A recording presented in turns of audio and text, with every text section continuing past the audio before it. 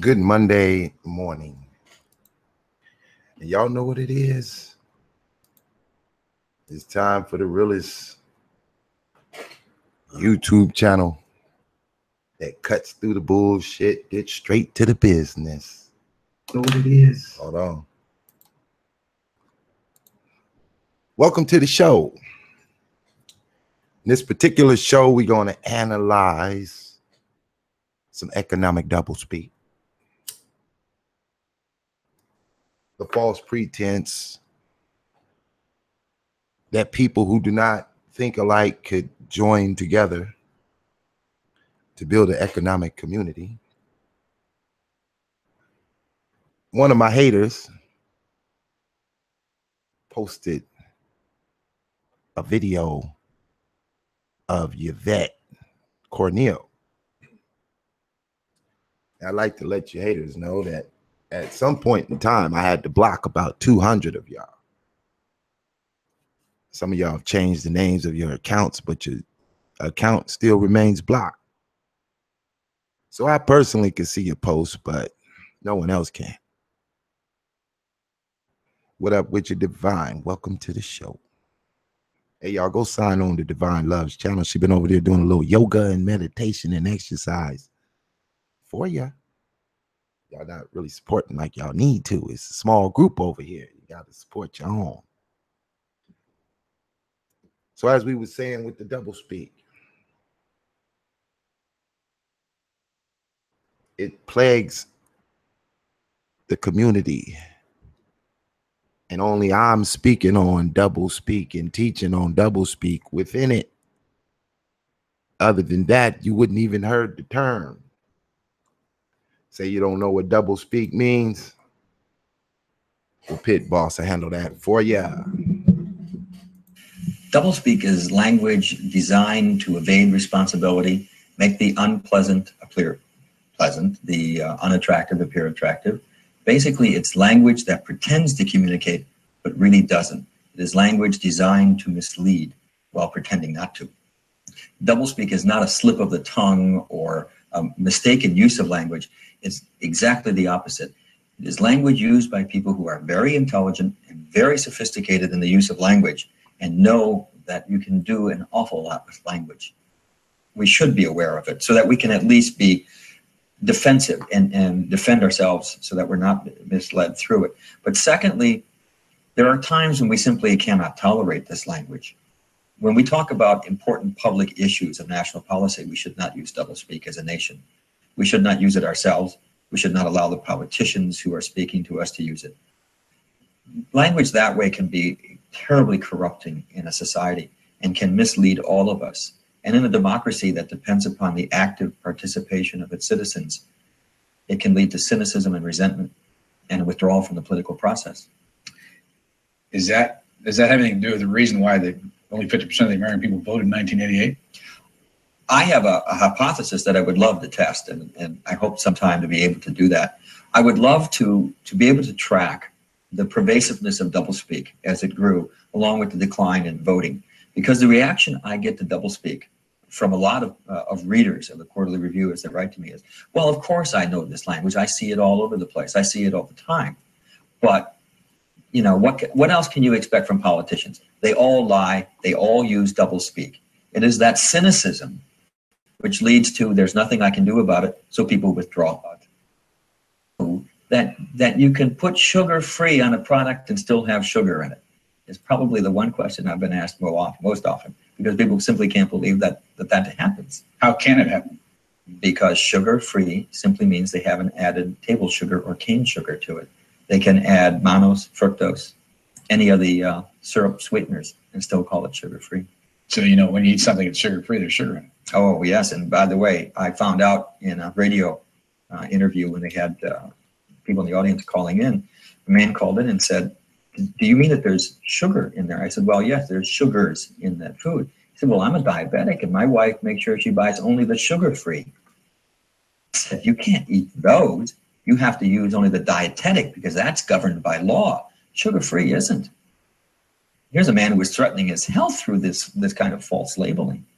It was absolutely amazing. But the food, his novel 1984, addressed the importance of language in society and the control and manipulation of language to control and direct society.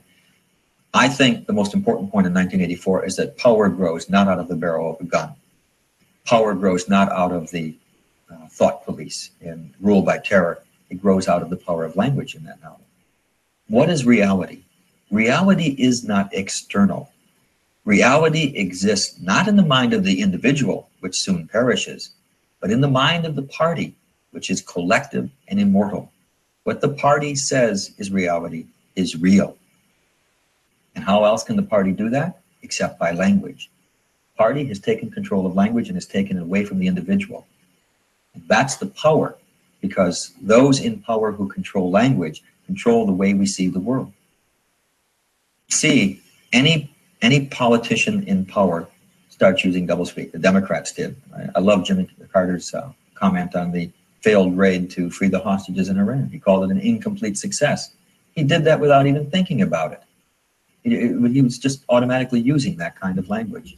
But we at Doublespeak, so there's always a mixture of language, because anyone who reaches any position of power must either instinctively or knowingly know how to use doublespeak and know how to use it at a certain time and when to turn it on and off and to what degree. You can simply track that in anyone in the rise to power. I'm trying to think of the great Spencer Tracy movie. It's a classic film where he's running for president. He's the ordinary man who gets caught up in the presidential race, and he becomes a national hero. And one of the things they do in the movie is show that as he moves closer to getting the nomination, he starts using more and more of what we would call doublespeak, until finally there comes a scene at the end of the movie when he gets so disgusted with what he has become that he quits the race. And will, even though he has by this point become a shoo-in for the nomination, if not the election, he just quits it. But the movie has traced the compromises that he makes through language in order to achieve it. And I think that the American public believes that in order to get that far, you have to sell off so much that there's not much left at the other end, and that is reflected in the language that you use. Done on purpose and with calculation, and you said yes. Yes. In fact, I cite a couple incidents in the book where I can document it was done. One is revenue enhancement. They had a meeting in the Office of Management and Budget. They said, we need a phrase to replace tax increase. They came up with revenue enhancement. When Lawrence Kudlow, the economist, was asked why they did that, he said, because there's no better way to sell economic policy than the euphemistic route. He was quite proud of the fact that they came up with that phrase. And Peacekeeper, as the name for the MX missile, again, Robert McFarland chaired the committee meeting in which he facetiously suggested that they couldn't name it Widowmaker, could they? So instead they came up with Peacemaker. But later, President Reagan misread his cue cards and said Peacekeeper. And since it was a televised speech, it became the Peacekeeper. And it was a name that was deliberately designed to make a nuclear missile sound nice. Does it work? Yes. Oh, of course it works. I mean, most people don't hear it. They will hear some of it, but not all of it. One of my favorite examples from this past year is the Resource Development Park that they were going to establish in Kansas City, until the good folks in the neighborhood where they were going to put the park asked, what is a Resource Development Park? Do you know what a Resource Development Park is? In Kansas City, it's a dump. They were going to put a dump in their neighborhood until somebody asked what it meant. They deliberately invented that phrase to try and slip a dump into the neighborhood without anyone noticing it until it was too late. We want an economic revolution, and we want to use a military tactic. That is the way that you make it to where you want to be. You all get up, get dressed, and go to school, go to work, claim that pit boss is only about that money. The money is just the means to the objective. I'm going into the second phase of my 2-year plan to make a global move. I got a few people with me. And as I'm listening to various commentators on YouTube, I'm realizing that they really just don't understand. So I had to go dig down back into my bag of tricks, come up with the super mix to put your mind in the proper fix and bring out some of this economic artillery. The design you're looking at is something I made long ago. It's the gas mask. Its design is to filter the air so you could breathe clearly, so you could think clearly through this military action that is being applied to your environment so that you are not victorious at your endeavors. You have become settled into your bunker, and you don't want to move. So now I got to bring to you one of my hit rock speakers. Got to go get a white boy because you guys don't listen to black people that make sense. Y'all continuously love to listen to the garbage. What I would like for my few little viewers to do is, as we're listening to the ITO, write an intelligent comment. I'll pause the video and we'll deal with it. So let's get on with the show. Between myths that are widely believed by the public at large and what I regard as a reality, which typically contradicts those myths. As you are all aware, there has been a drastic shift in public attitudes and public opinions in the past 50 years or so with respect to the role of the individual on the one hand and the role of government and collective institutions on the other. There has been a shift in the philosophy and attitudes of the public from a belief in individual responsibility, from a belief in a society in which the role of government was as an umpire, to a belief in a society in which the emphasis is on social responsibility and the role of government as big brother and protector of the individual. As always, when such shifts arise in public opinion, they are largely produced and reinforced by the development of myths about prior experience. Someone once wrote, and I'm not sure who it was, that a myth is like an air mattress. There's nothing in it, but it's wonderfully comfortable, and deflation causes an uncomfortable jolt. Well, my purpose today is to give you that jolt. When myths get established and are adopted, they tend to be so strongly held, they tend to become so much a part of you, that when anyone comes along and differs with them and contradicts them, he risks automatically being dismissed as a crackpot.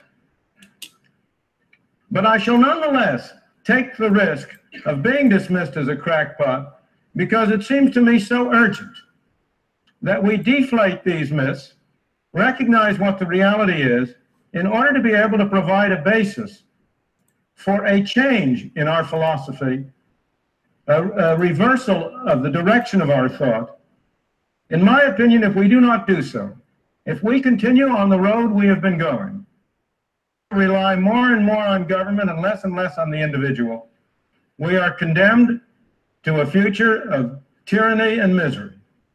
And therefore, it seems to me essential for the future of this country that we recognize these myths for what they are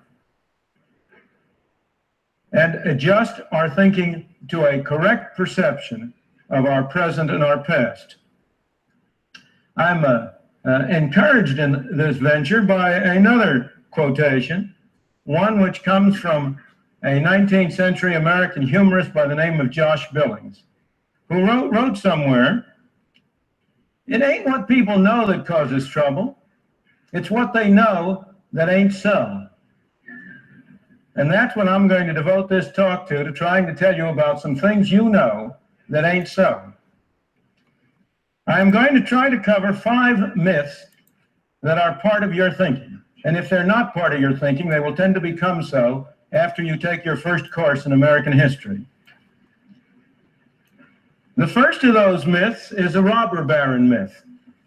The myth that somehow or other in the 19th century, there was an era of rugged, unrestrained individualism in which heartless monopoly capitalists exploited the poor unmercifully and ground them beneath their heels.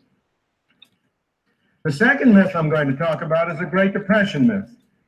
The myth that the Great Depression from 1929 until the late 30s was produced by a failure of private enterprise. The third myth I want to talk about is the demand for government service myth. The myth that government has had to step in because of a failure of the private market and a great widespread demand for government services. The fourth myth I'm going to talk about was suggested by Mr. Eccles in his introduction. It's a free lunch myth. The myth that there is such a thing as a free lunch. And the final myth I want to talk about is the Robin Hood myth. The myth that somehow or other government operates by taking money from the rich and giving it to the poor. Let me start with the first of those myths, the robber baron myth. The myth that in the 19th century was a period in which the rich became richer and the poor poorer. That it was a century in which you had a conflict between Wall Street and the working man. That it was a period in which particularly the farmers of the Middle West were being ground beneath the rapacious activities of the Wall Street financiers, in which there was widespread farm distress and misery. Now, this myth had its origins in the 19th century.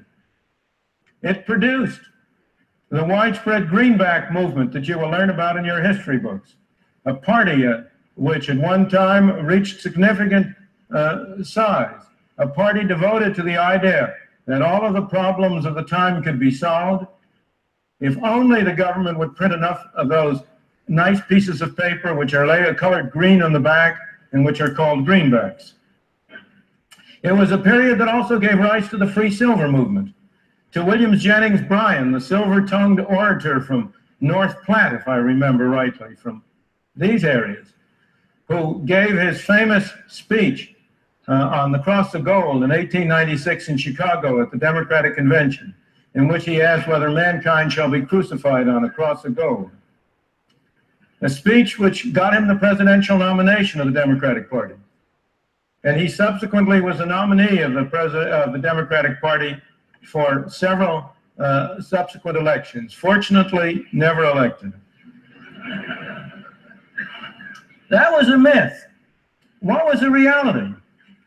The reality is that there is almost no period in human history which saw as rapid and widespread an increase in the well-being of the ordinary man as the 19th century. That was a period when millions of people from all over the world streamed to these shores. They came here with empty hands in the hope and the belief that they could make a better life for themselves and their children, and they succeeded. I suspect that most of the people in this room who are American residents and citizens today are descendants of the people who came to these shores in that period. I know, to take the immediate local case, the Eccles family derives from a Scotsman who came to this country in the middle of the 19th century.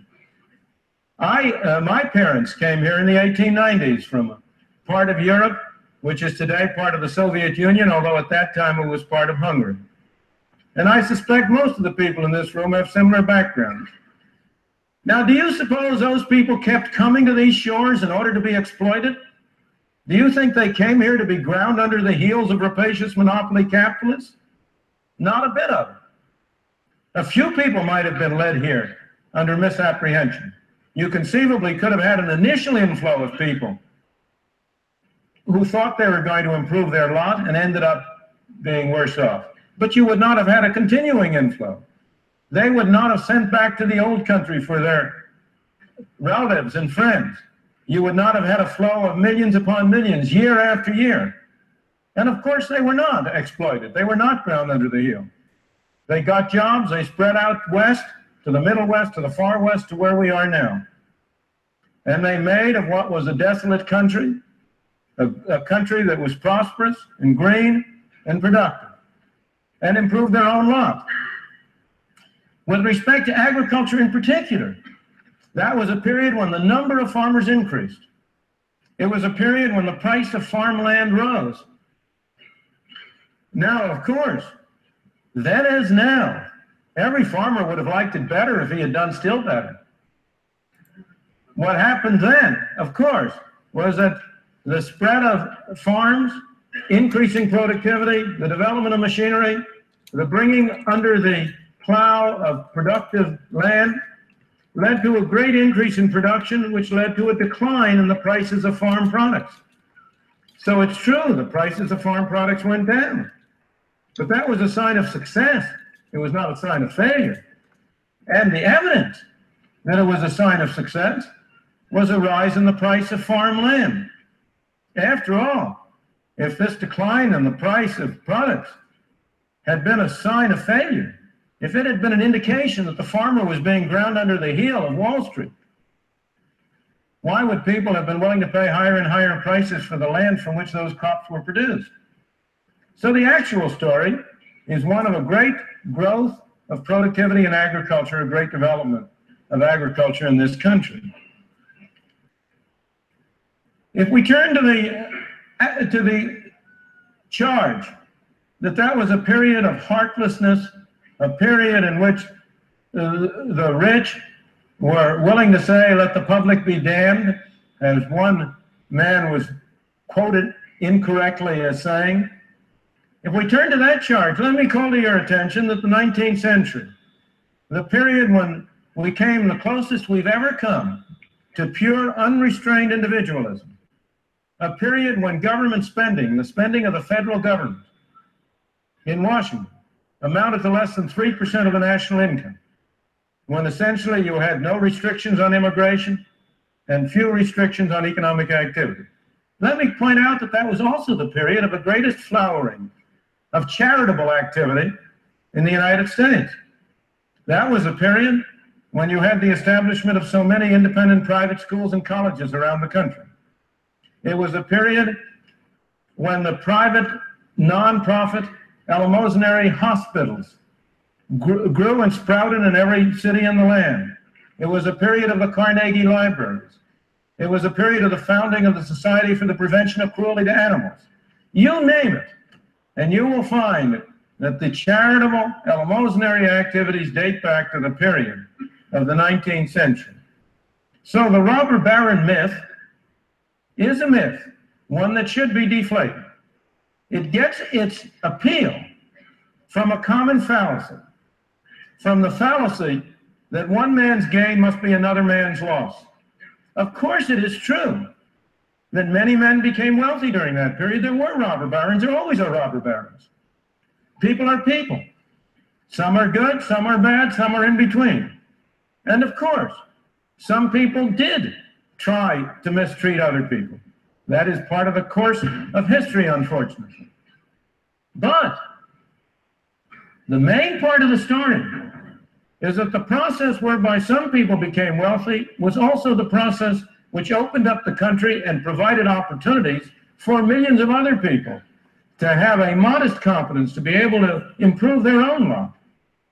It was the robber barons who were instrumental in building the railroads that joined the country together, who were instrumental in developing the industries of this country, and in thereby providing the opportunities for the ordinary man to improve his lot on life.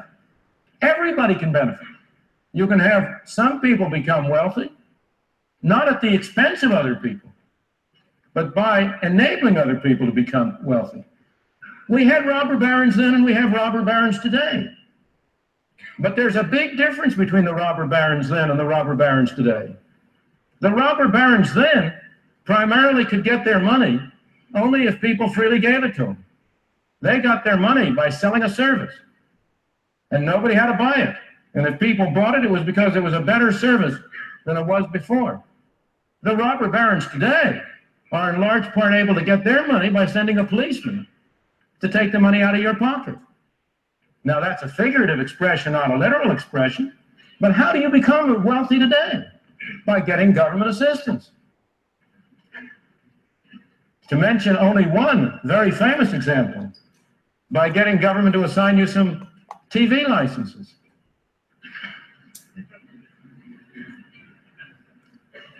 Or by getting any one of a large variety of other sources of government support. If you look at where modern wealth comes from, it almost always comes from political influence, which enables you to get benefits at the expense of the public at large. Now, that is a zero-sum game. When the money is transferred from some to others through force and coercion and the taxpayer, then it need not be that the one man's benefit is also the other man's benefit. Then it can and often is that both parties, that the party who gains, gains at the expense of the party who pays. So robber barons will always be with us. The crucial question is whether we have a form of economic organization in which one robber baron keeps the other robber baron in check, or whether we have a form of economic and political organization in which one robber baron can help the other robber baron at the expense of the public. I want to turn to the second of these myths, the Great Depression myth. There is hardly any view that is more widespread than the view that somehow or other the Great Depression was produced by a failure of private business. That view is held not only by those who are in favor of greater role of government, it is held by almost everybody. I venture to suggest that if you go to any bankers, the people who are here today at this banking conference, and if you talk to them, I venture to say 9 out of 10 of them, if they hadn't heard what I'm going to say, then 9 out of 10 of them would say, well, of course, the Great Depression was a failure of private business. It was due to an overextension, overspeculation in the 1920s, or it was due to an excessive concentration of wealth in the hands of the wealthy at the expense of the poor in the 1920s, or it was due to speculative investment abroad, or what. But it was a failure of private business. And government had to step in order to rescue private business from its own failure. Nothing could be farther from the truth. The Great Depression was produced, in my opinion, and I may say this is not a random opinion. I will be glad to refer you to a several hundred-page book in which it is documented. I won't tell you who the author is. Mr. Eccles did that. It was produced, the Great Depression was produced by a failure of government, by a failure of monetary policy. It was produced by a failure of the Federal Reserve System to act in accordance with the intentions of those who established it. It was produced by a failure of the Federal Reserve System despite the presence of knowledge on the part of many of the people in the system about the right course of action. It's interesting to speculate for a moment about why this myth is so widespread. The answer is really very simple in this case. Private enterprise has no press agents. The free market has no press agents. The government has a great many press agents. The Federal Reserve has a great many press agents. And the Federal Reserve, of course, would never admit, never proclaim that it produced the Great Depression. On the contrary. And again, I don't mean to be criticizing individuals. We're talking about the way institutions operate. You and I are the same as all the rest of us. We're all the same. The hardest thing in the world is for anybody to admit that he made a mistake. If any one of us makes a mistake, we can always find somebody else to blame. And if you read, as I have for my sins had to read, the annual reports of the Federal Reserve System over a 50-year period, there's only one element of humor that lightens that task, and that is the cyclical fluctuation in the powers of the Federal Reserve. In a good year, when things are good, when the economy is booming, you will read that the Federal Reserve, by its wise policy, by its efficacious management of money, has produced this fine situation. However, let things get bad, and all of a sudden the tone of the annual report is different. Then you discover that despite the best efforts of the Federal Reserve, outside forces combine to produce difficulties. Even at the depth of the Depression in 1933, when, in the spring of that year, the Federal Reserve System, which had been established in order to prevent banking panics and keep banks from closing, when the Federal Reserve System itself closed its doors, and you had a banking holiday for 7 days, and when, over the previous 3 years, a third of the banks of this country closed their doors and went broke because, in my opinion, of the poor policy followed by the Federal Reserve System. Even in 1933, if you read the annual report, you will discover how much worse things would have been if the Federal Reserve hadn't behaved so well. Now, as I say, I don't blame the members of the Federal Reserve for that. Any one of us would do the same thing. We have to find somebody to blame. But as an objective scholar, I can tell you what the facts are. The facts were that from 1929 to 1933, the total quantity of money in the United States, the amount of currency, the amount of bank deposits, what Mr. Eccles referred to as M2, that total amount of money declined by 1/3. The total number of banks went down by 1/3. And why did the quantity of money decline? It declined because the Federal Reserve System failed to prevent the decline. The Federal Reserve System could have prevented the decline at all times. There never was a moment during that period when the Federal Reserve did not have the power to prevent the decline in the quantity of money. If it had prevented the decline in the quantity of money, you might still have had a recession, but it would have been a garden variety recession. It would have been over in the middle of 1930 or early in 31 at the latest. It would not have been the major catastrophe, not only for this country, but throughout the rest of the world. Moreover, this is not only hindsight. At all times, the people at the Federal Reserve Bank of New York and at a number of other banks were pleading with the Federal Reserve Board in Washington to do the right thing.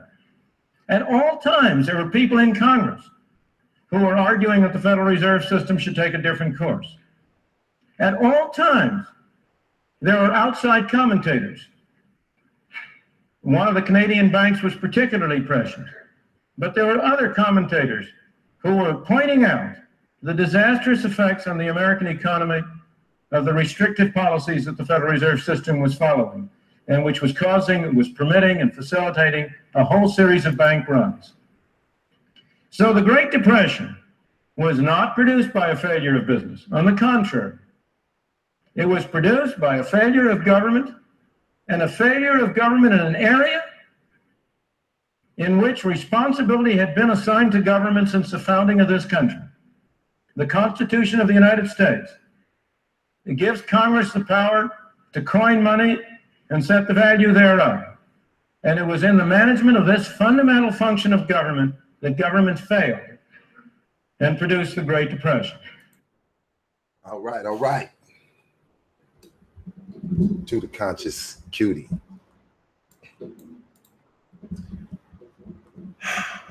Some of what, that's Milton Friedman speaking, an Austrian economist.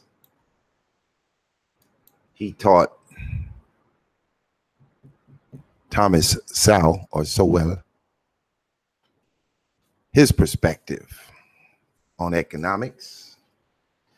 And apparently today, the conscious community, after our riff at the end of 2016, tended to turn their conversation towards economics. But because of the lack of education in the department, being that none of the conscious community members have any education in the Department of Economics, their perspectives are flawed. Their ideas are not reality. The idea that you can get a group of unlike minds to come together and unify is ridiculous in itself. Rarely will you hear anyone in the conscious community speak on the ideas that I present. Now, why are they so apprehensive to communicate the information that I present? They try on the sneak tip. They'll mention some of it. For an example, Sunday Light, aka Thankful Sunday. She wants to mention Claude Anderson. That lets me know she ain't read no Claude Anderson books. You don't own a copy of Power Economics. You don't know what he really talking about. Because if you knew what Claude Anderson would be talking about, you would understand he talking about Booker T. Washington.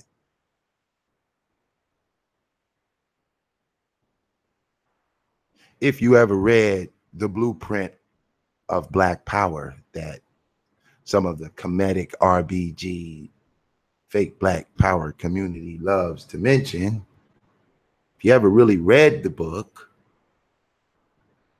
you would understand that The Blueprint of Black Power was a book about economics.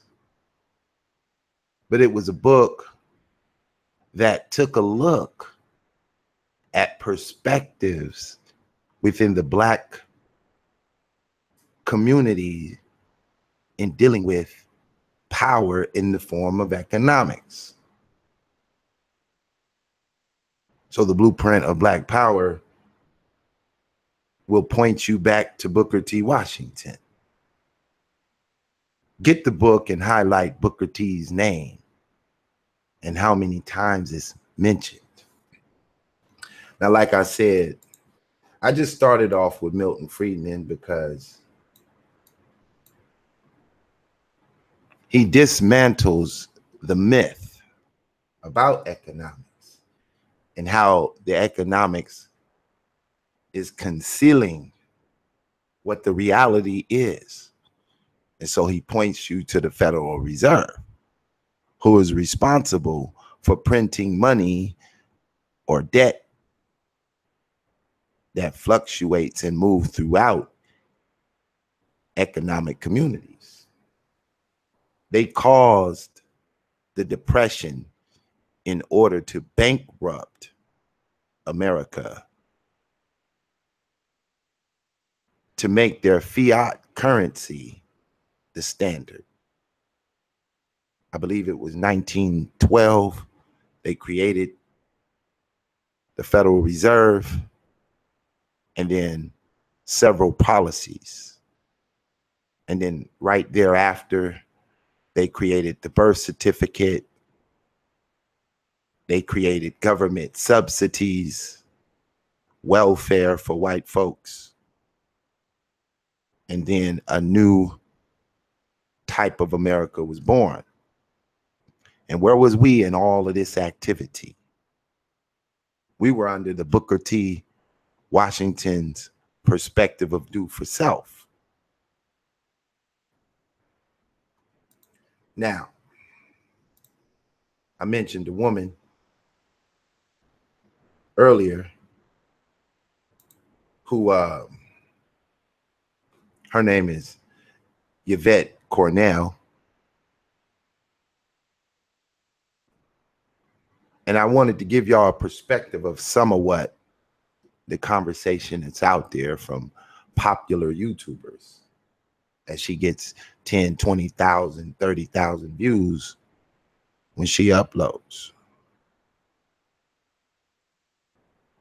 And when I go over to check out her channel, I just hear a dunce in a dunce hat.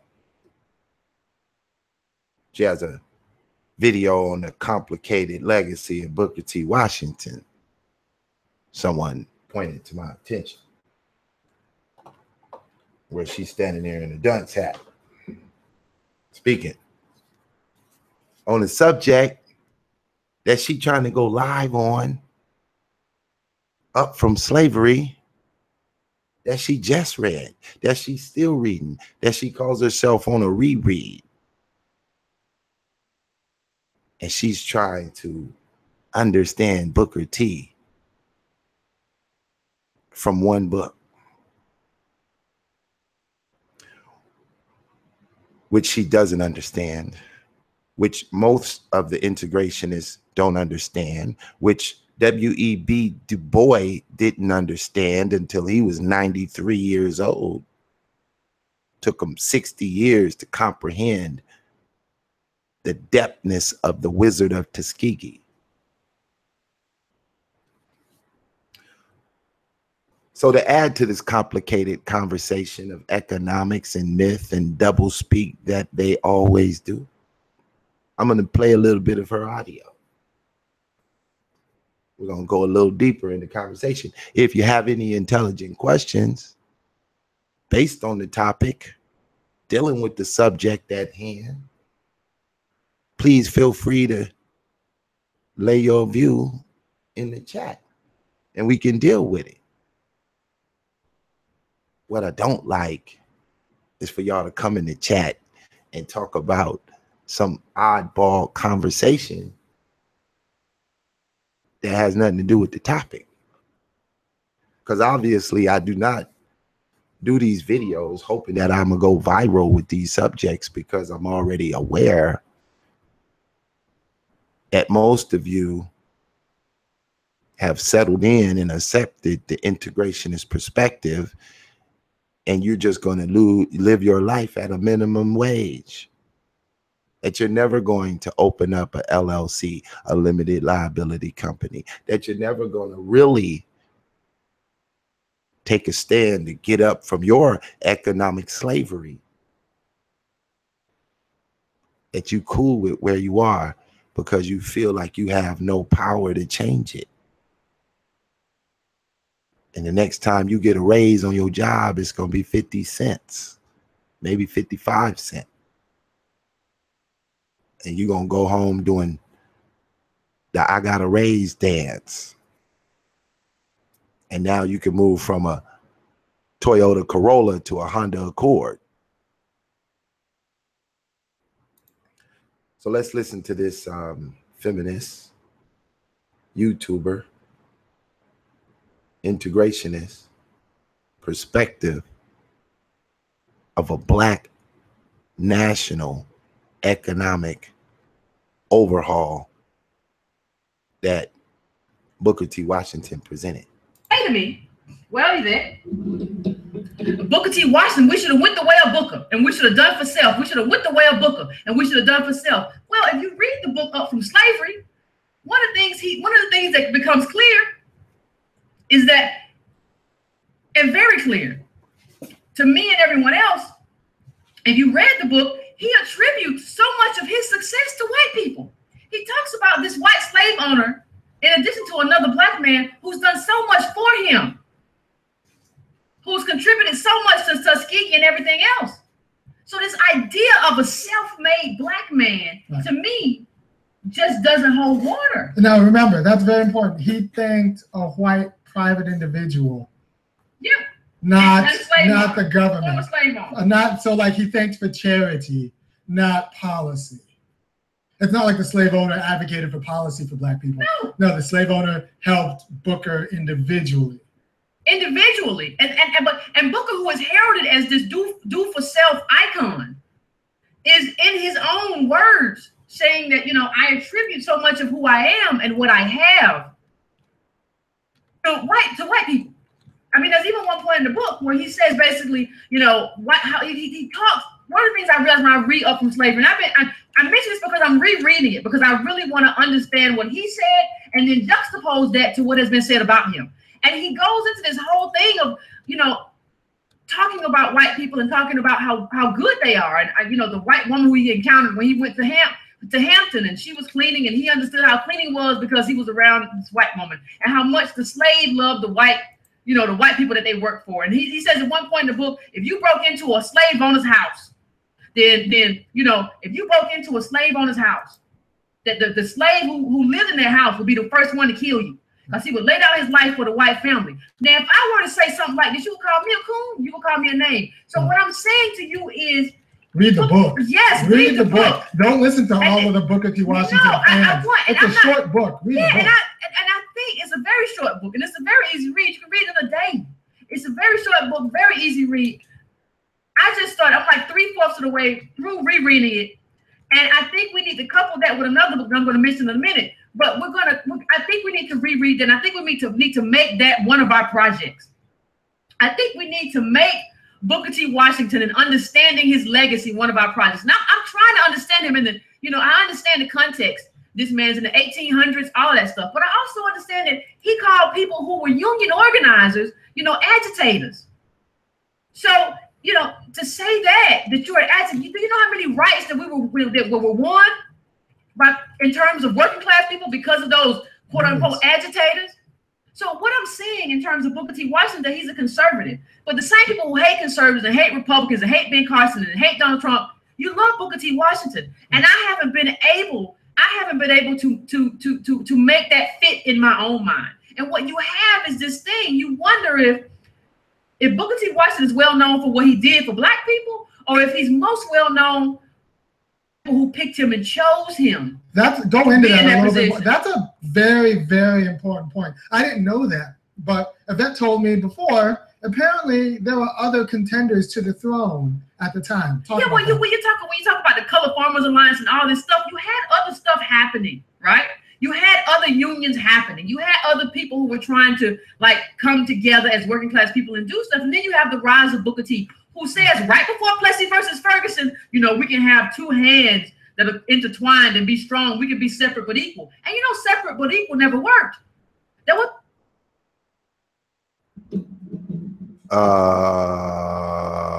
Now that was about as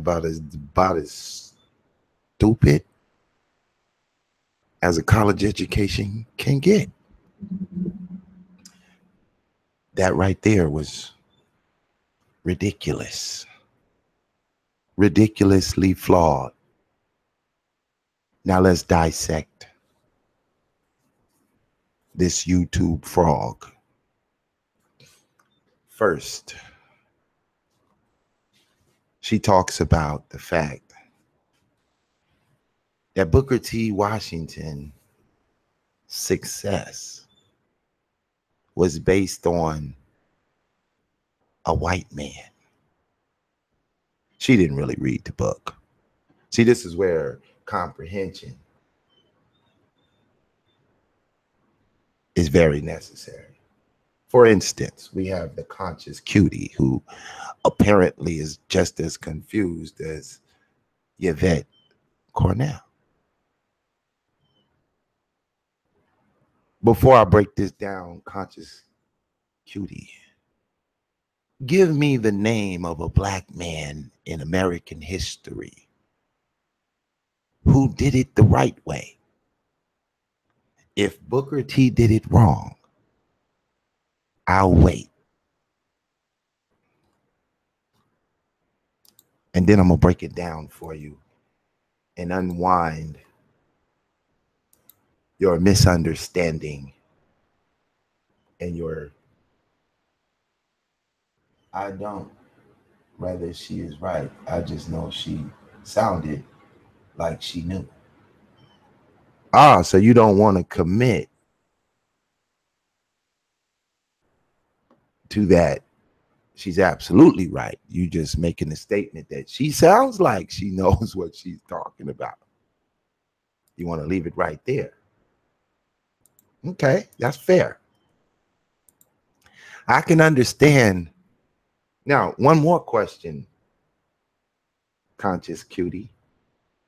Have you ever read Up from Slavery? Yes or no?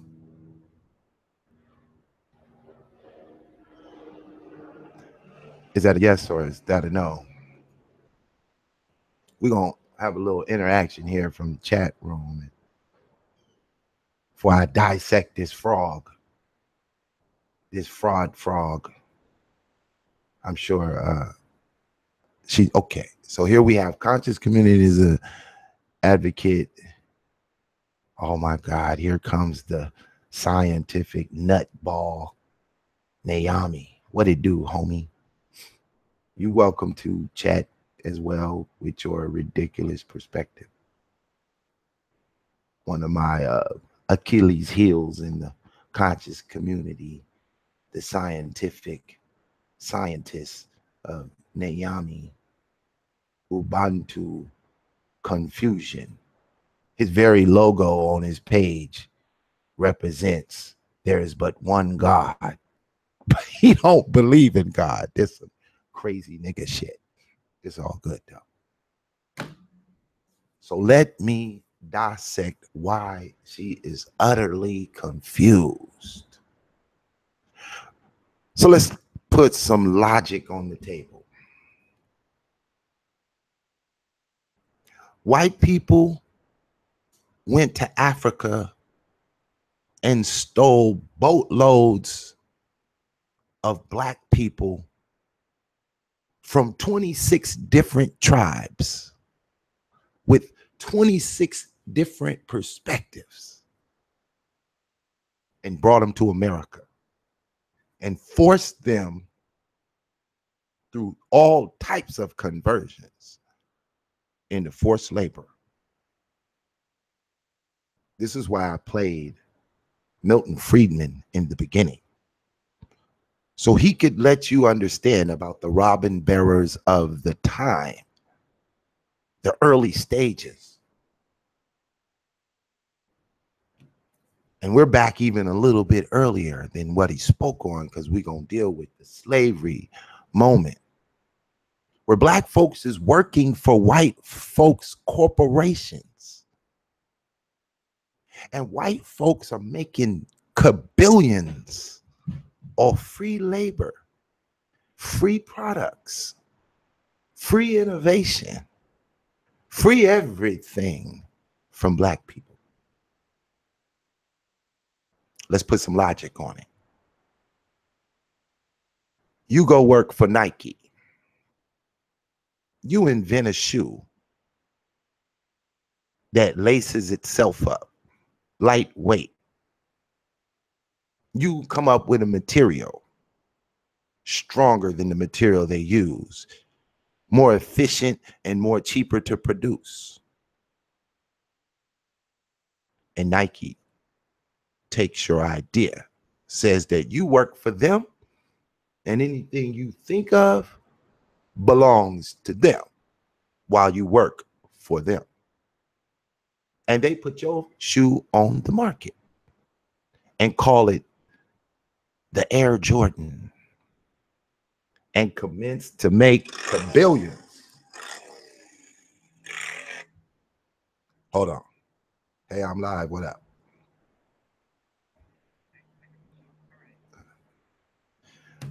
Now,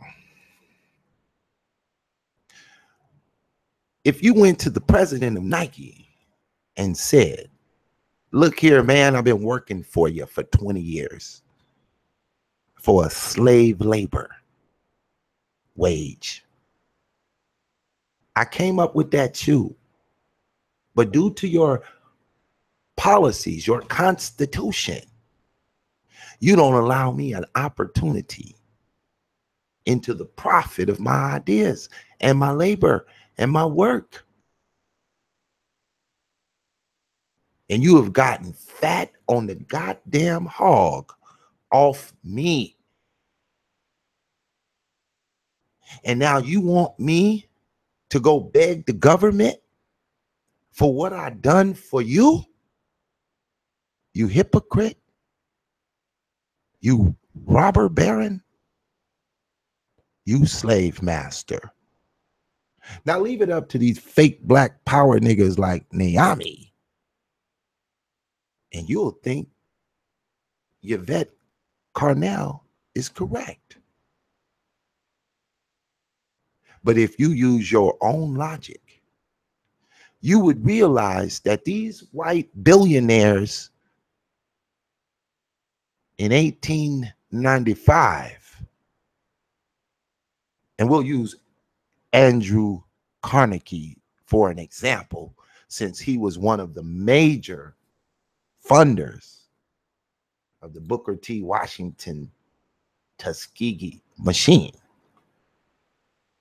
Now, don't forget, Booker T started the school with very little money. He started the brick company that built the buildings after pawning a watch and getting a hen to fix the brick Kindle to produce a brick company that would go on to finance the building of the buildings in 1881. 15 years later, he finds himself in Atlanta, Georgia, speaking to these billionaire white folks who ain't dropped a dime on Tuskegee College. And he done already produced millionaires. He already got graduates making millions. He done already influenced the world. This is why he's the keynote speaker at an all-white cotton convention for global mass production in the modern industrial age of the day. And Andrew Carnegie was one of those industrialists. Got his fortune in the steel mill. Now, do we need to do a historical breakdown of his company? How many men served in the coal mines, in the steel mills, working as a slave for free while he become a super duper billionaire? And now he sits on the top of his throne balling while black folks is suffering with pennies and coins with a proto-Territan government that ain't gonna do a damn thing for you. So he gives this immaculate speech to black people and white folks that the condition of black people is so bad that if you don't help the black man, he's gonna rise up and destroy you. Now let's put some of this modern day logic on top of that. And let's assume for a moment that black people can't get a job in Hollywood, that we can't get a job for any car manufacturers. They only hiring white folks. And we poor as shit. And we don't have no Oprah Winfrey's and no Bill Cosby's and no black folks with no money. And the government don't give a shit. What do you want us to do? If you ain't gonna give us free,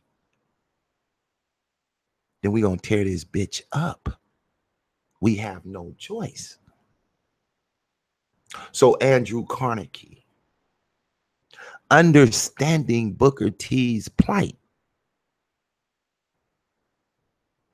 that the rich billionaire Robins of the day have profited off the free labor of Black people. And so it is only right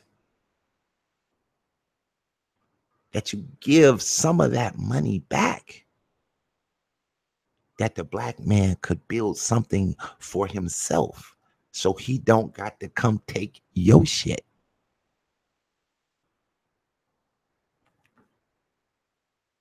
So Carnegie, understanding this, gave Booker T some money. And then started a campaign to other billionaires to donate and help Black people. Now, Jay-Z got $1 billion. Oprah got $1 billion. Bill Cosby got $1 billion. 50 Cent got $500 million. And a ridiculous list of others who got $100 million. All Black, all balling. Their money value today would have exceeded the value of the money of Booker T at the time.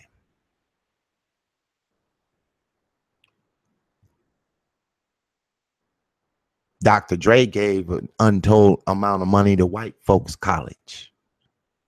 50 Cent went and got you some effing vodka. Oprah only fuck with white people and integrated Blacks. Oprah built a school in Africa, and Chicago is under a war-torn circumstance.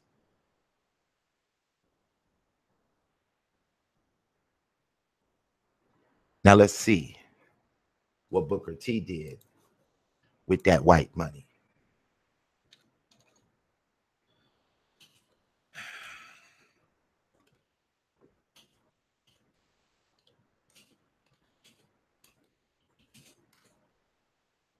While we got all of these fake ass Black power niggas,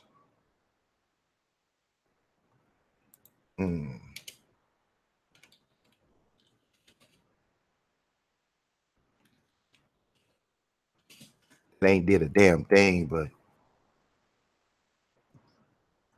pad their own pocket. We're going to talk about Rosenwald.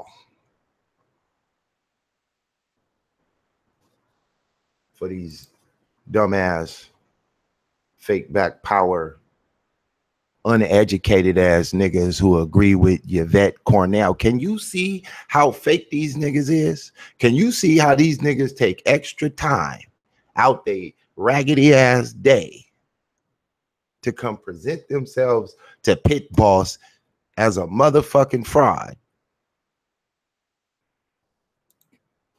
Ain't gonna do a goddamn thing, ain't built a goddamn thing, and want to come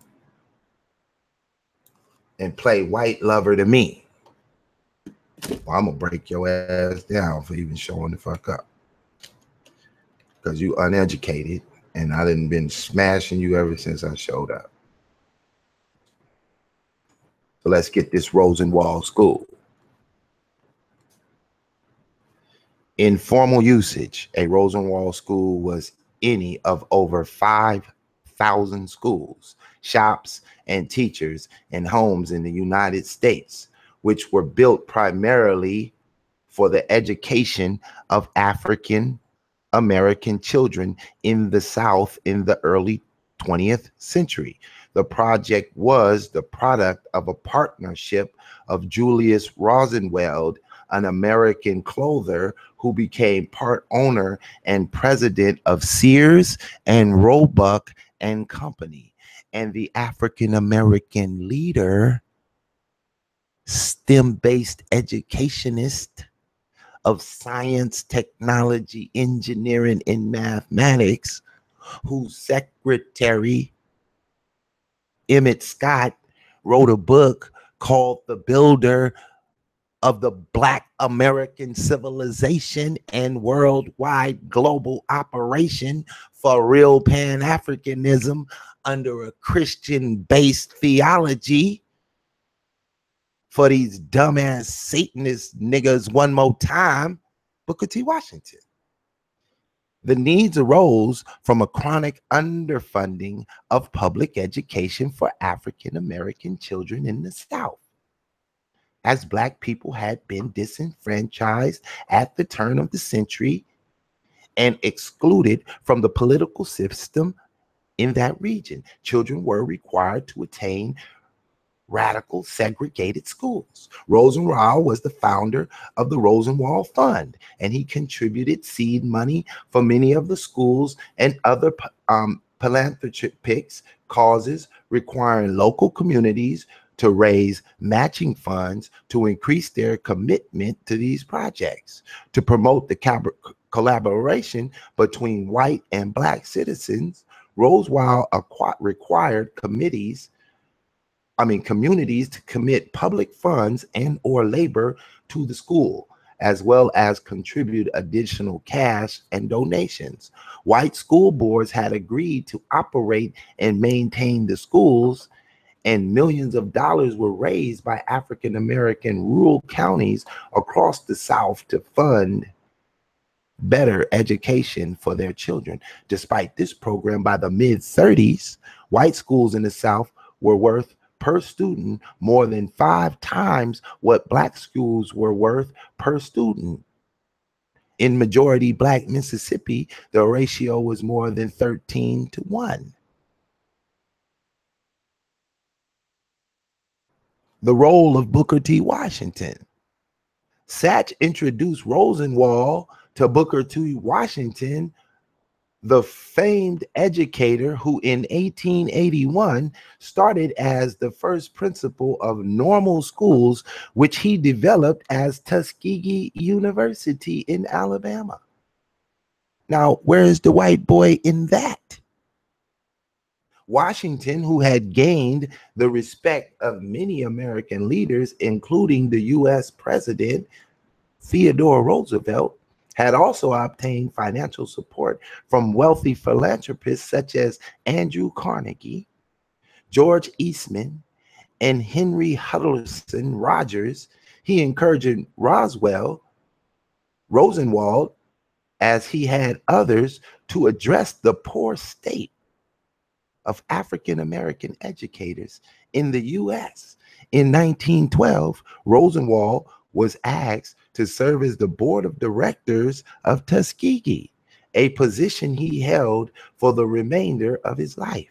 Rosenwald endowed Tuskegee so that Washington can spend less time traveling to seek funding and devote more time towards management of the school. As urged by Washington, Rosenwald provided funds for the construction of 6 small schools in rural Alabama, which were constructed and opened in 1913 and 1914 and overseen by Tuskegee. You niggas is a fool.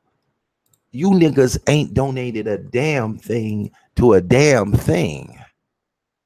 You niggas is integration is fronting as Pan-Africanists. You niggas is Satanists fronting as feminists. You niggas is gay. You niggas is lame as fuck. That's what they call it in the South. Lame as fuck. You niggas is fuck boys, as described in the Southern vernacular of Ebonics. You niggas is confused. You got the game all fucked up. You niggas is supporting Alice Bailey and fighting Booker T. Washington. You niggas is cornballs. You niggas is strange.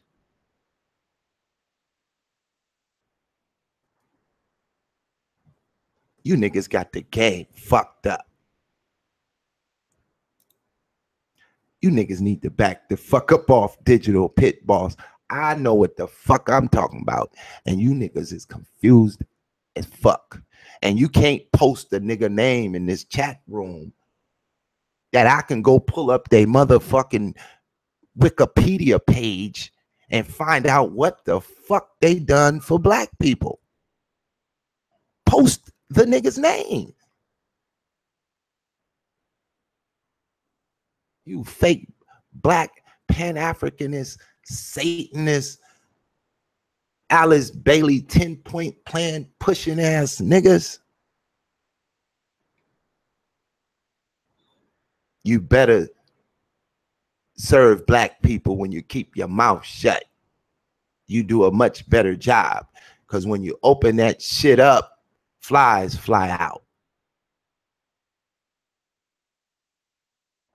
This shit ain't a game.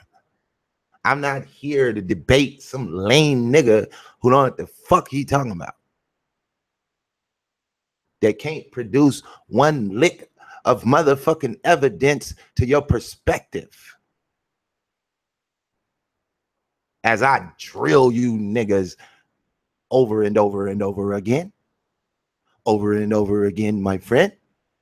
Just smashing you niggas from beginning to end. The alpha, the omega gonna get you again. You niggas is weak as shit.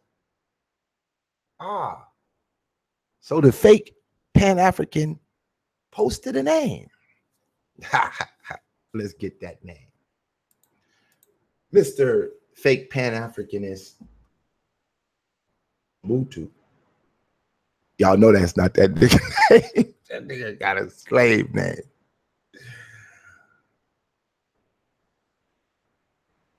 Notice that the names they naming, they like 50 years later. Years later. Nigga, the fight was over with. But we gonna deal with these names because they doing the best they motherfucking can with the bullshit education that they got. They doing the best they can. And this nigga run to the same names that he been running to for 2 years. I debated this cornball, and his punk ass ran over to the Amin Ra squad. What are they today, nigga? What the fuck are they doing? Because it's in the Hall of Shame. Niggas games is rap. So we gonna have to pull up some shit for these lame cornballs. So he pulls up Kwame Nkrumah. This is his Pan-African flow. We're gonna bust him down because already knew where he was gonna go. He ain't got but one route to go. And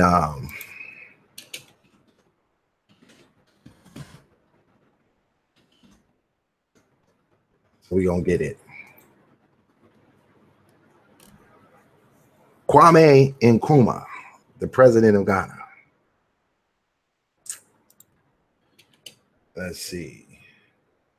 1936 America. All right, let's get it. Let's get some info on this cat. Let's see how much they gonna put out.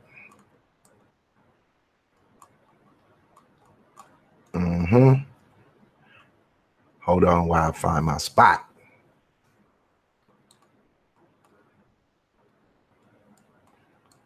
We're gonna get into your socialist communist Kwame. We're gonna deal with his perspective. And we gonna show you niggas. This nigga want to turn us into communists. He want us to go with being socialists. He follows the socialist, Marxist, dialectic materialism of Kwame. He think that's where black folks in America get their game. Built our shit. He just don't know what he talking about. Because he running around with these fake Pan-Africanists in the conscious community who won't give this nigga no light. You have yet to make it to Sinetta and present your Kwame Nkrumah spiel. He ain't fucking with you. Not yet. You ain't went and sucked the dog's dick. Because when you go over there, I swear to God, you're going to be part of the team. And because I'm speaking on you, Sinetta might go take a look at your ass and see if you're ready for the be part of his Alice Bailey program he running over there. So, damn it. Okay. All right. So just to show you, yeah, we'll start here.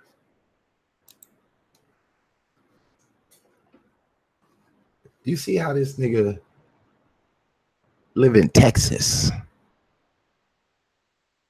Nigga running around fixing air conditioners, sitting on his goddamn YouTube trying to look like an African. And this nigga just give you a list of niggas who ain't even from America. Ain't had to struggle, none of the struggle. Ain't had to deal with none of this shit. Ain't built a goddamn liquor store around this bitch. A church's chicken or nothing. This nigga ain't even gave us a goddamn nothing. And overlooked them to whom his black ass come from. Oh man, you picked the right day.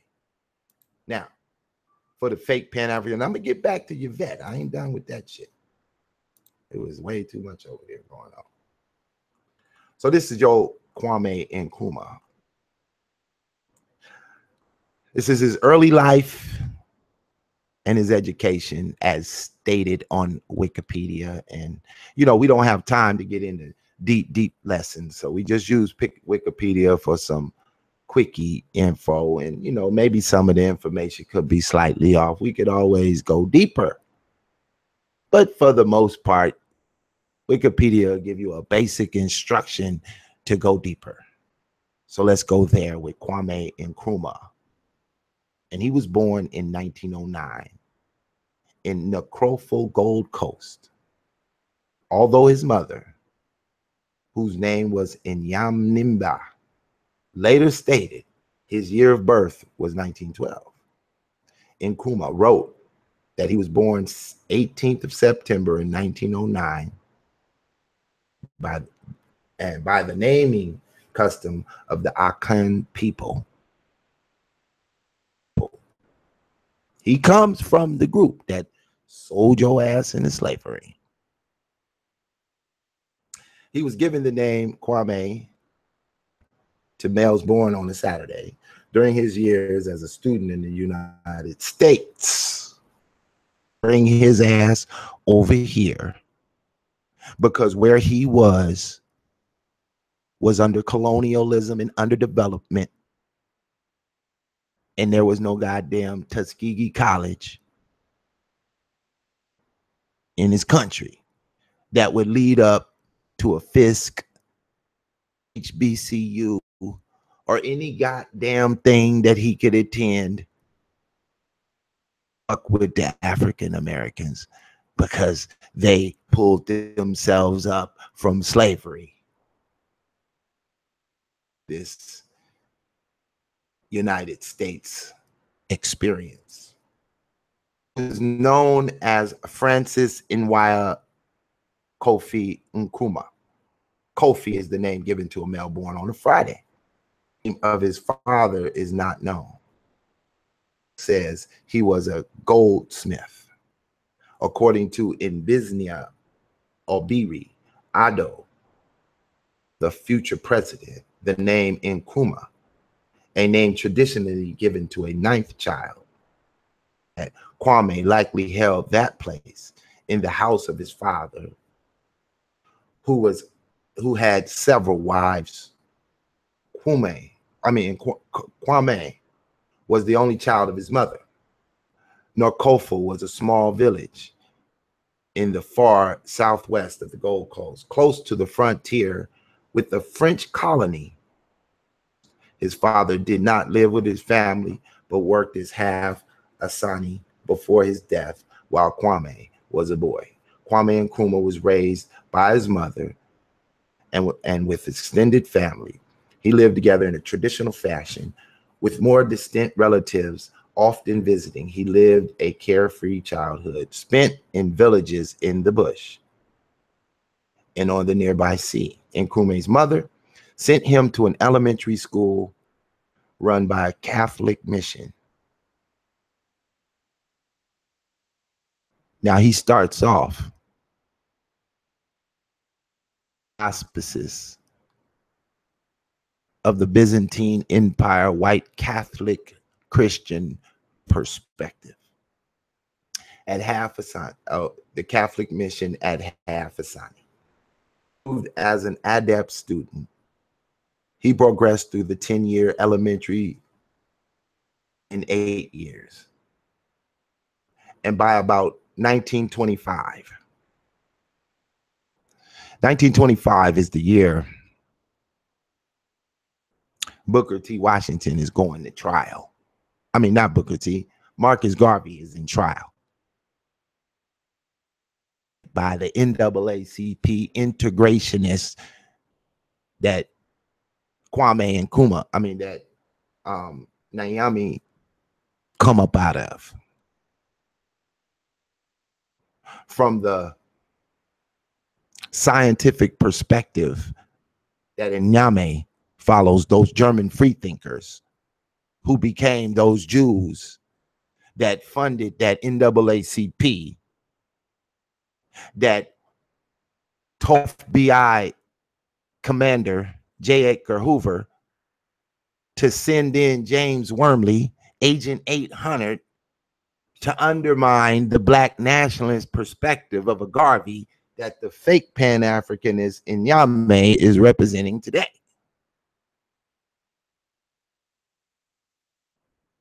By about 1925, he was a student teacher in a school, and he had been baptized into the faith. While at the school, he was noticed by a revered Alec Garden Frazier, principal of the government training college, soon to become Akamota School on the Gold Coast capital, Accra. It was arranged for Nkrumah to train and teach his school. Here, Columbia-educated deputy headmaster Coagra, I don't know how to say this name, Coager Agray, exposed him to the ideas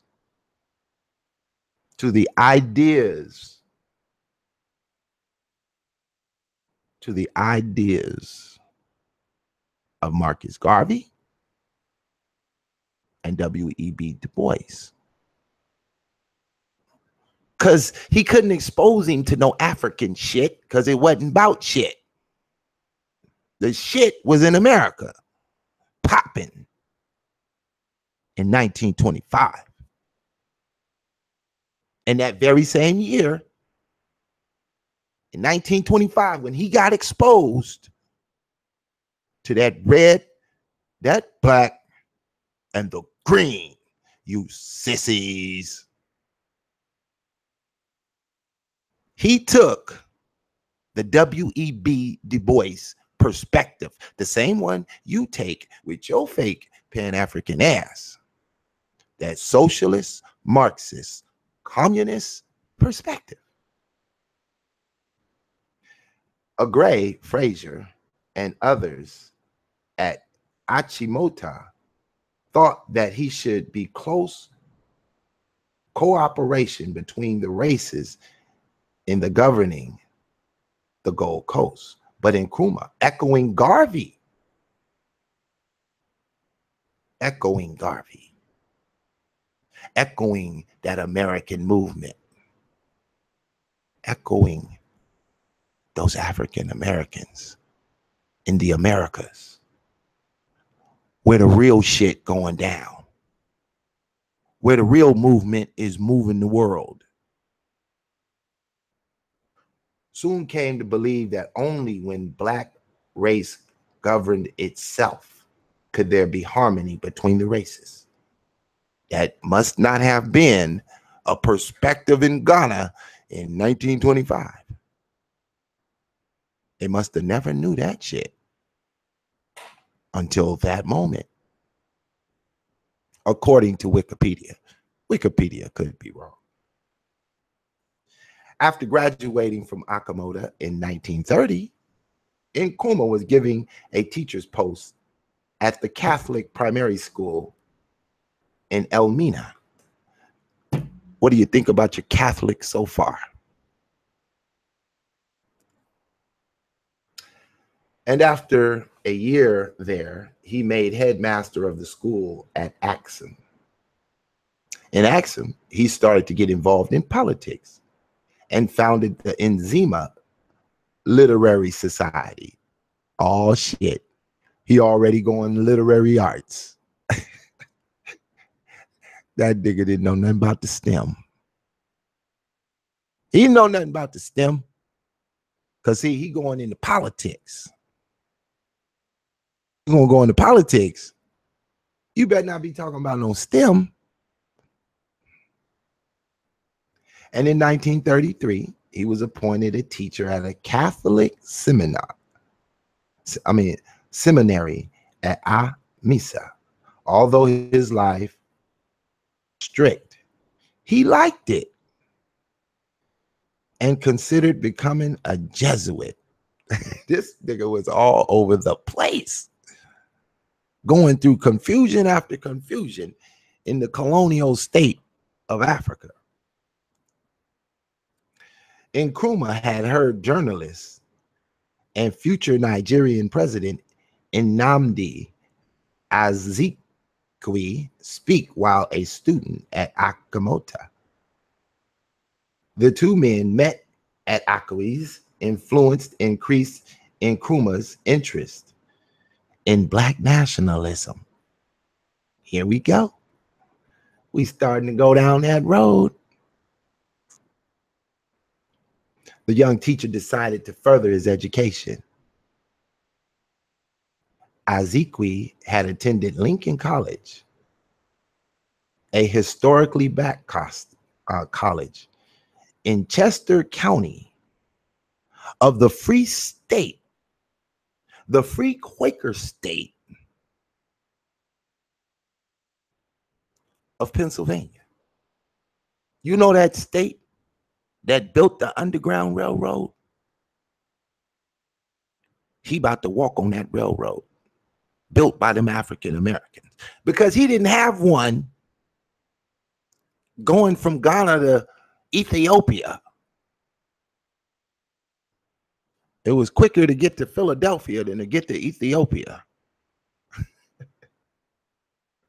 This weak ass, fake ass Black Pan-African nigga, you showed up on the wrong day, but we're gonna deal with you slow and steady on your ass. Gonna use you like a blow-up doll in a porno movie.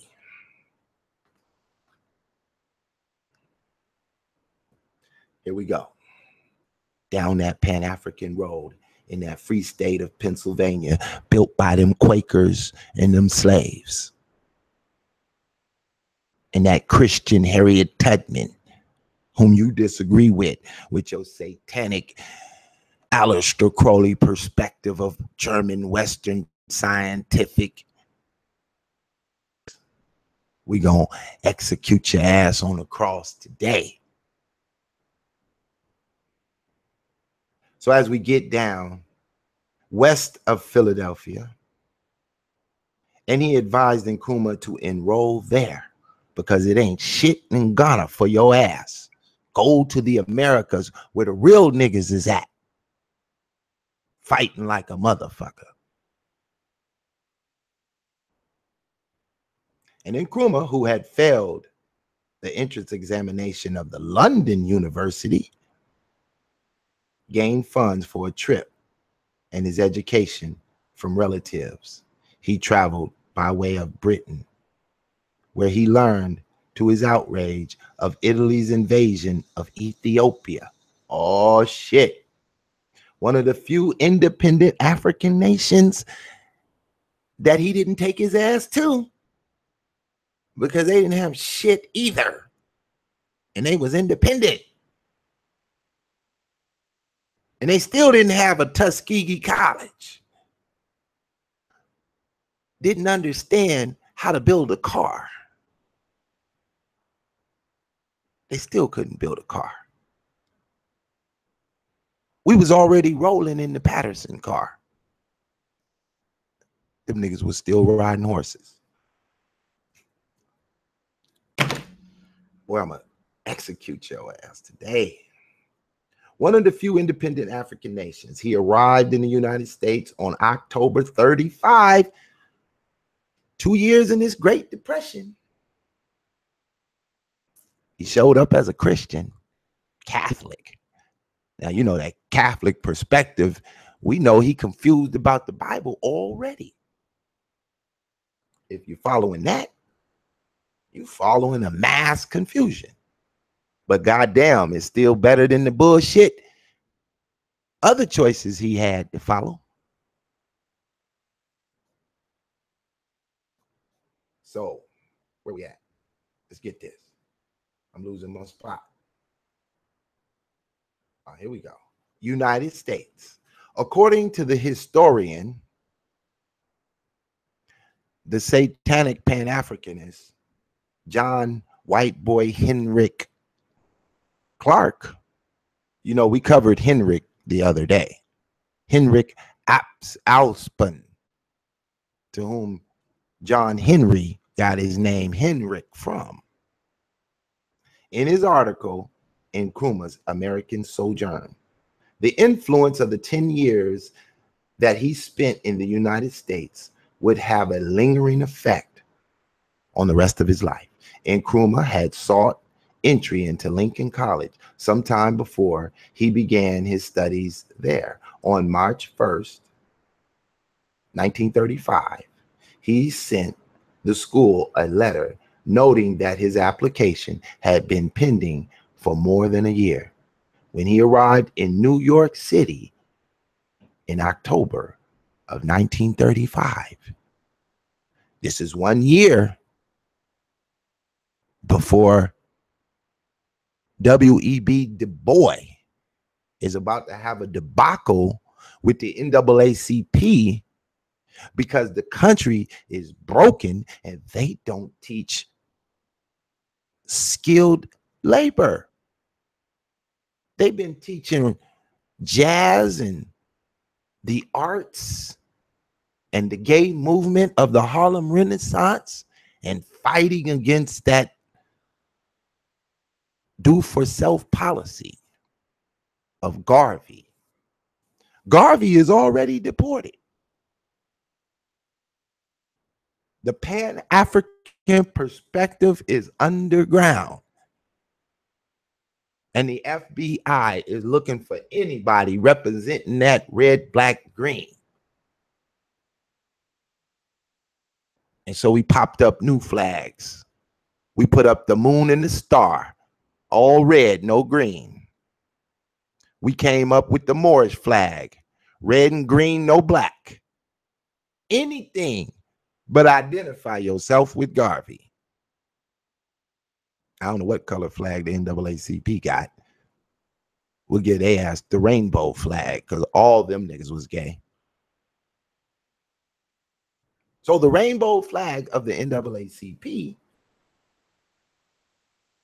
they welcome some shit like Nkrumah. So when he arrived in New York in October 1935, he traveled to that free state of Pennsylvania, despite lacking the funds for a full semester. Niggas showed up broke, and we took care of him.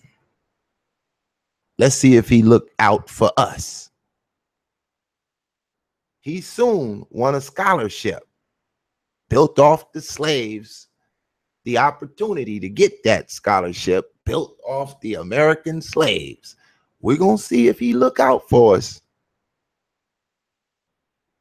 Hold on, be strong. When it's on, it's on. And he won a scholarship that provided for his tuition at Lincoln. The whole goddamn state of Ghana wouldn't get this nigga enough money to go to college. This nigga from the Gold Coast and ain't got a gold nickel in his pocket. It's all good, though.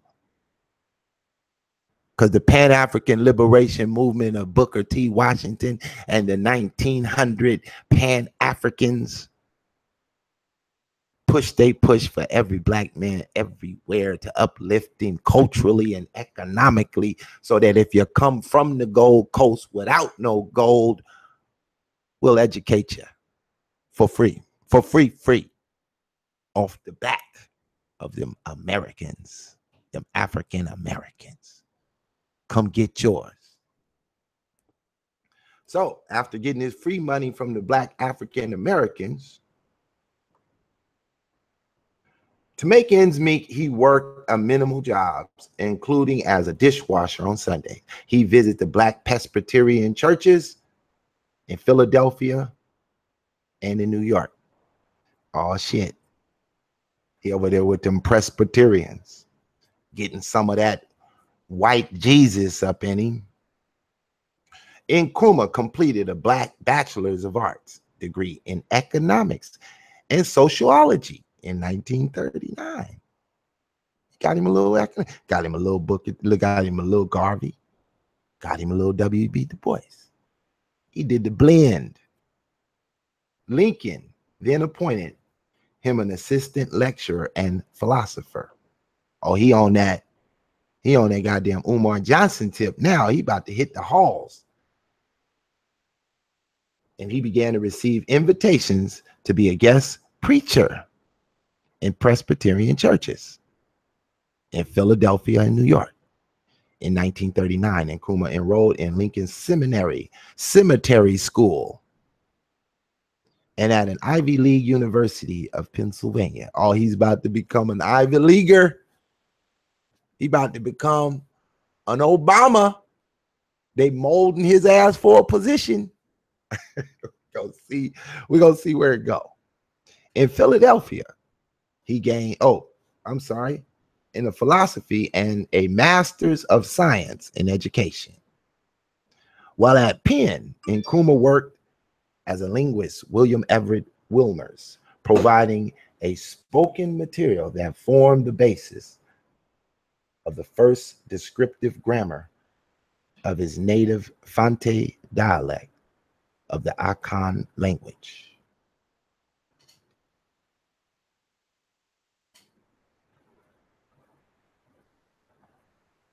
Garvey was a Catholic. Yep. The Catholics had their mind control operation in effect, didn't they? Garvey didn't do the same thing as Nkrumah with his Catholic perspective, did he? We're going to see what happened. You brought him up. I'm going to crucify him. You put him on the cross, but I'm going to crucify him. You should have picked somebody stronger. So,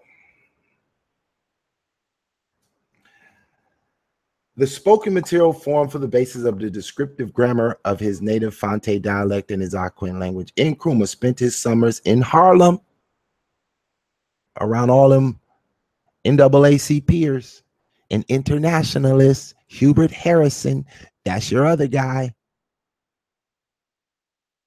a center of Black life and thought, he found housing and employment in the New York cities with difficulty and involving himself in the community.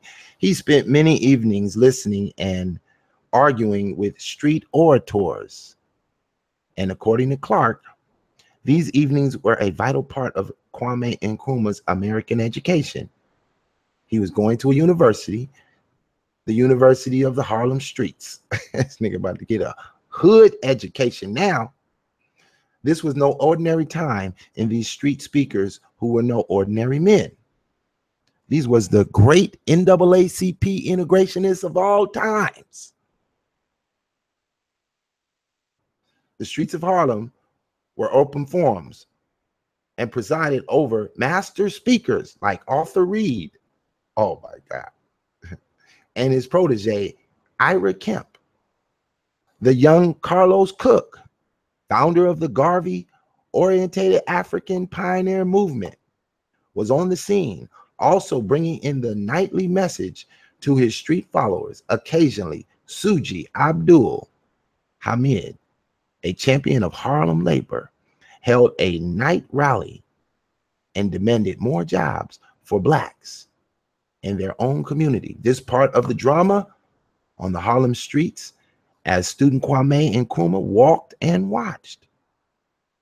Damn, I guess Henry Clark was riding in the car, taking notes of what this nigga doing.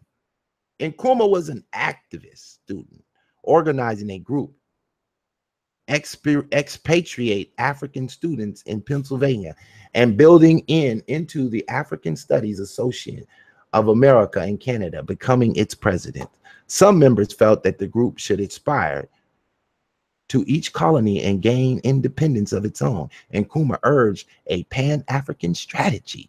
Ooh-wee. Now, let's stop right there for a moment. Now he comes dead broke without a gold coin in his pocket, out the Gold Coast. Don't got a paradigm to fight. Been inspired by these African Americans. And this fake Pan-African nigga in the chat wants us to look at a nigga in Africa who had to travel his ass over here to look at what the hell we was doing. Why would I even consider his thought? Why don't I just look where he looked? To the people in which I come from the struggle in which I come from. Why do I need to look at an African who didn't have a pot to piss in, a struggle going on that he could join in his own country, where I could look over there to find out what are they doing different than what we're doing, so I could extract that information and implement it in our fight. Because we laid the foundation and the ground rules on how to fight the white man in this economic struggle. And he himself was educated and funded by African Americans. I'm just waiting for him to write a book on his Ghanaian experience and perspective at any time. Because it seems like he's a grasshopper Christian, a grasshopper Catholic at this moment, paying attention to the Christian Pan-African perspective of Garvey. And Garvey paid attention to the Christian Pan-African perspective of Booker T. Washington.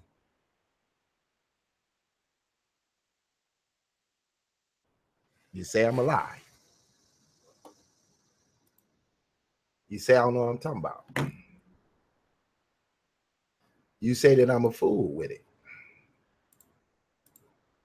Well, let's just go back to some pit boss lessons. Let's go pull up a pit boss video where you lame ducks can't touch this.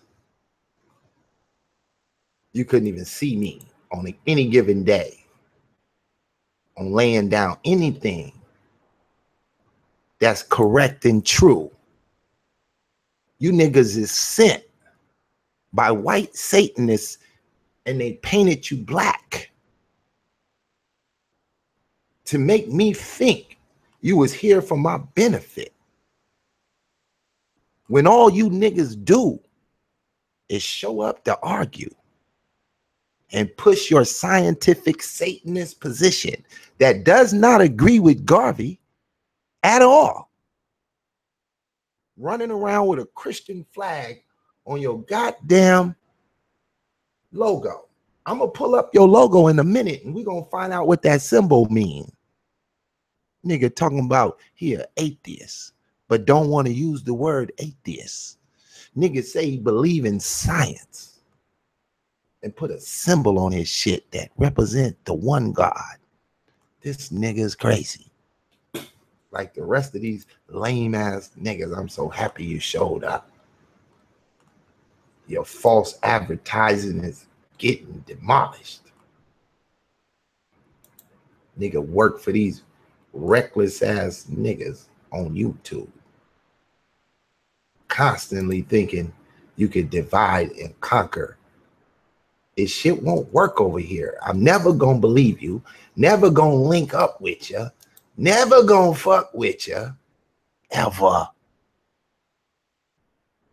I'm gonna bypass you niggas. You niggas is slaves. I don't got no need for no slaves. What up with y'all? This is the Digital Hit Boss. We gonna get into a show.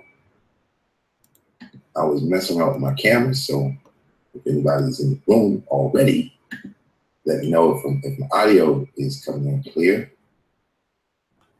Before I get started, let's make sure. Man, y'all. I'm gonna move forward in this video. We're gonna get into this. To get rid of you, then what? This is only the first Marcus Garvey. You're fool.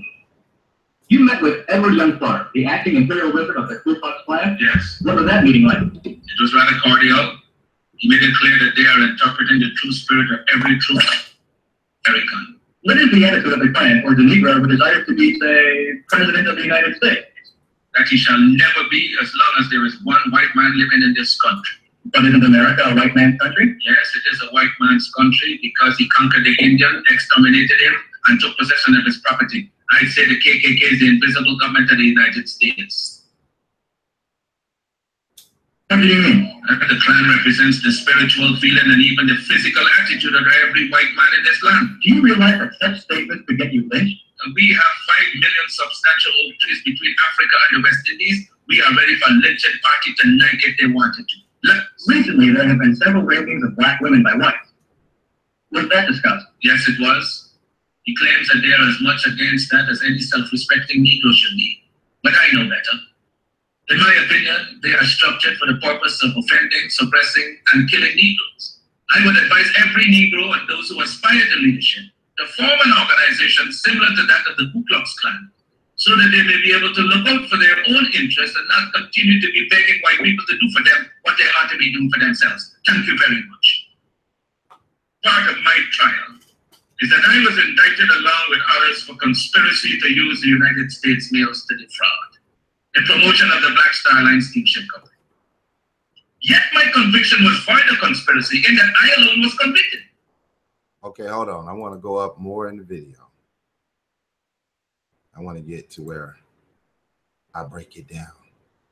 To make ourselves free men. Babylon did it. And culturally, for black people. Now, y'all heard the conversation I had just the other day with a brother who really just can't understand this black power, this real black power, and the ideas that are brought forth by the foundation of the men that I have posted on the banner of the Fraternal Order of Pan-African. There is no other group I see today that got their eyes on the understanding completely of what this is about. So let's go to the next level. Let's show some books. Let's read some thoughts. And let's understand. So here, I'll post this link. This is a Black Americans of Achievement Legacy Edition. Marcus Garvey, the Black nationalist leader. I want y'all to focus in on something right here. You know, when I read a book, I read the book. I don't just read the pages. I read the book. Front, back, the inside, the outside, the index, all of it. I want to see what you're printed in this thing. So here we have a lady named Mary Laura, with additional text written by John Davenport, consulting editor and revised editor Heather Lara Wagner, senior consultant editor of first edition Nathan Ivan Higgins. He's the director of the W.E.B. Du Bois Institute American Research at Harvard University. Now, it's proof that I'm going to stop right there. And I want to say this. What I pointed out in that video, as I read that book, was to show you how Harvard has a W.E.B. Du Bois department, because he was a graduate of their school. And he did the work they wanted done. Undermine Garvey. They printing Garvey books. I agree with W.E.B.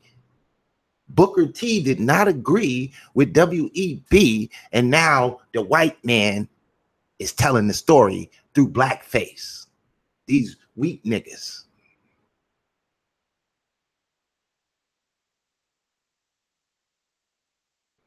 If you're going to start a Pan-African organization, use a nationalist. Nationalists are capitalists. They are not socialists.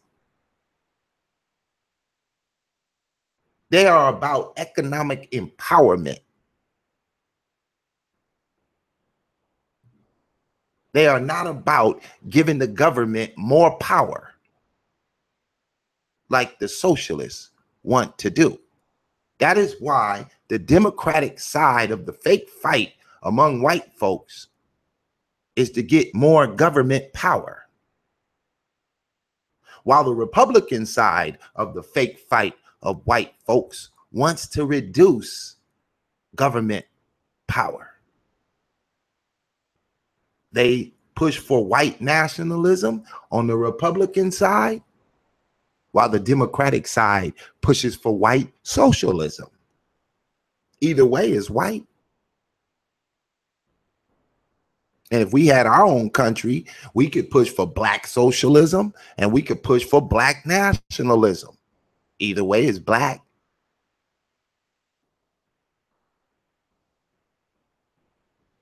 But I got to stay bombarded by the same 10 dumbass niggas who can't help but to show up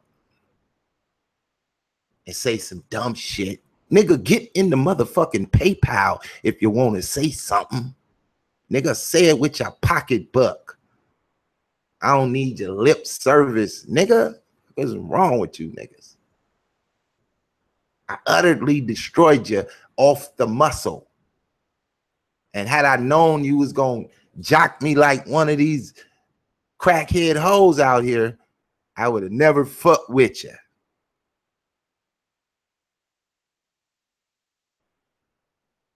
You niggas on dope. Dumb dope.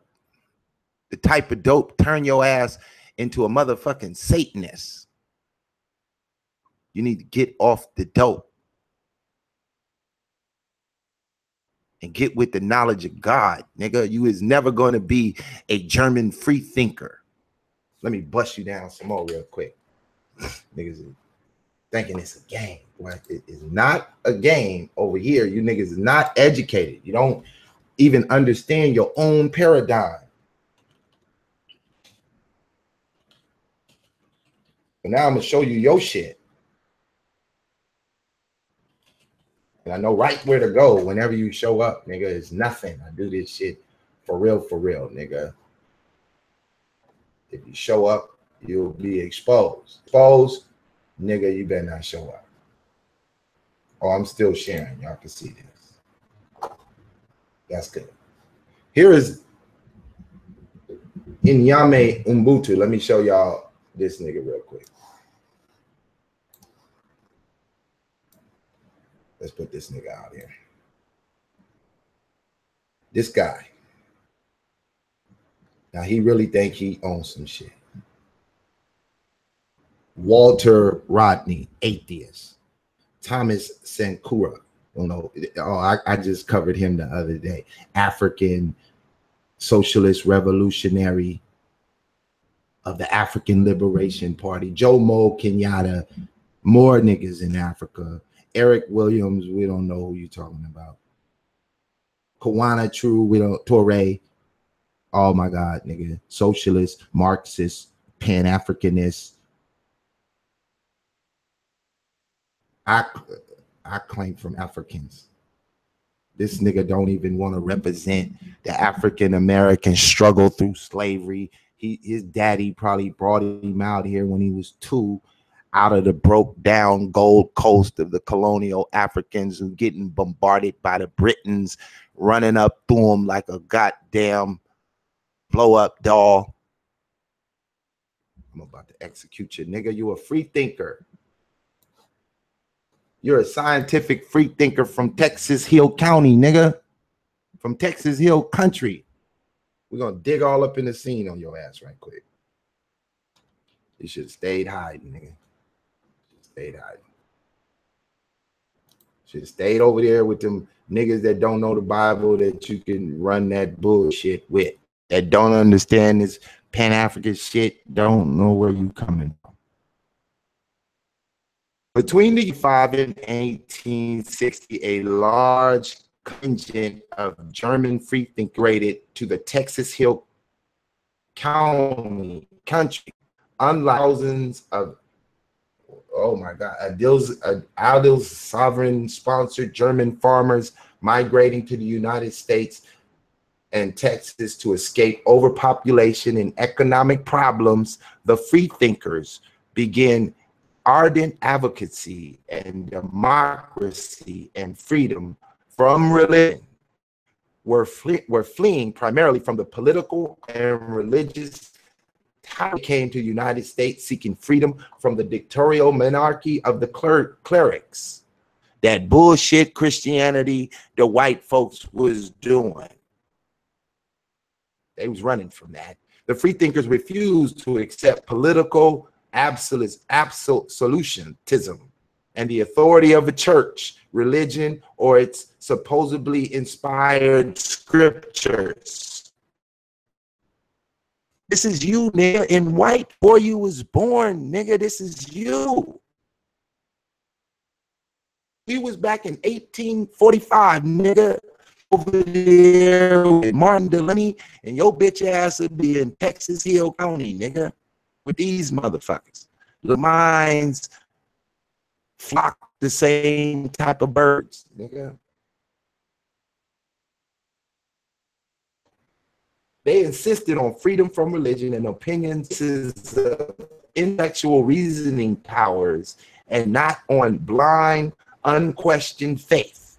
Freethinkers became fashioned in the German state of Persia, who ruled from 1740 to 53, within a period known as the Age of Reason. The Age of Reason began in the 1600s and extended into the 1700s. And it was a period of history when philosophers used the use of reason as the best method of learning.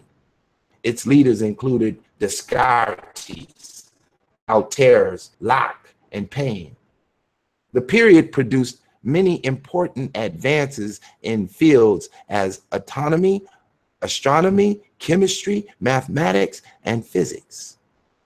This is the only reason why you even claim to be scientific. Because in 1850, nigga, you would have had to work with that bullshit. with that bullshit. The Texas country freethinkers numbered an estimate 1,000 individuals with close to 250 documented surnames. I bet you got one of them surnames. If you give me your real name and that bullshit African name you made up for YouTube, nigga, I'm not buying it. Came primarily from the intellectual core of the German states, with many of them being highly respected scientists, physicians, and engineers. This is you, nigga, in whiteface before you was born. Dr. von Heff, shortly after obtaining a medical degree at the age of 22, achieved international acclaim for his brilliant surgical abilities, was well received in the Royal Circle of Europe. Dr. Ernest Kapp, a highly regarded scholar and publisher of philosophy, history, and geography, received his doctorate in classical theology at the age of 20. Edward de Gerner, who was highly respected member of the Frankfurt Parliament, Dr. Karl Adolf Duau, was a prominent journalist. A Baron Otterfried Hans Frefter, I don't know how to say these names, but I'm gonna try. Von Musebeck was general commissioner of the Aldesavans government assessors in Potsdam, the son of the prominent jurist of Nassau. The born Ottoman was the son of Anhalt Premier. Oh man, I don't want to go through all that shit. Let me get down to the business.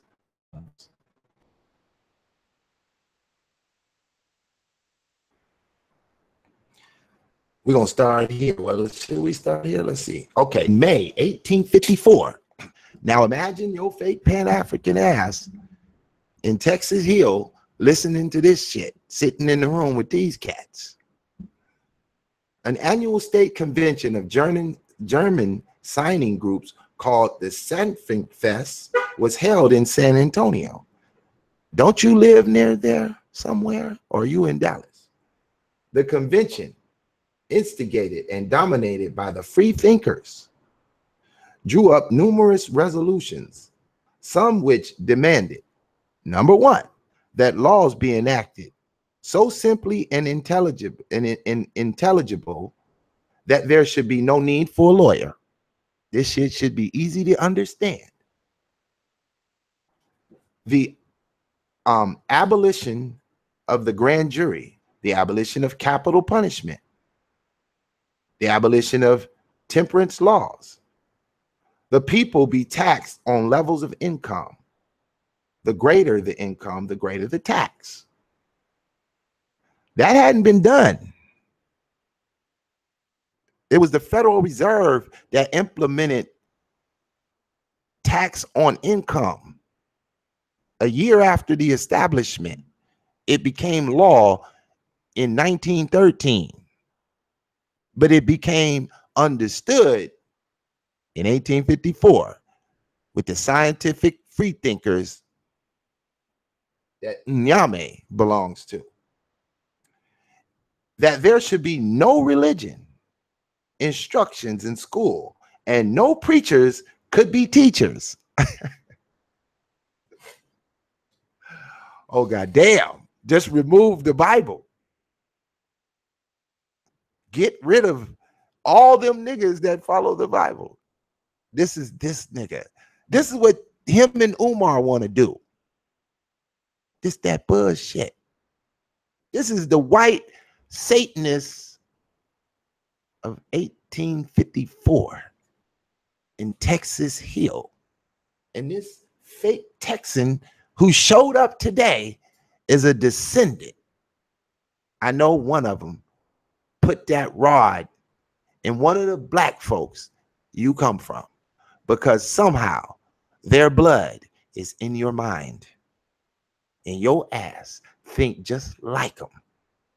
Just like them. If they was black, they have a red, black, and green flag in front of their house.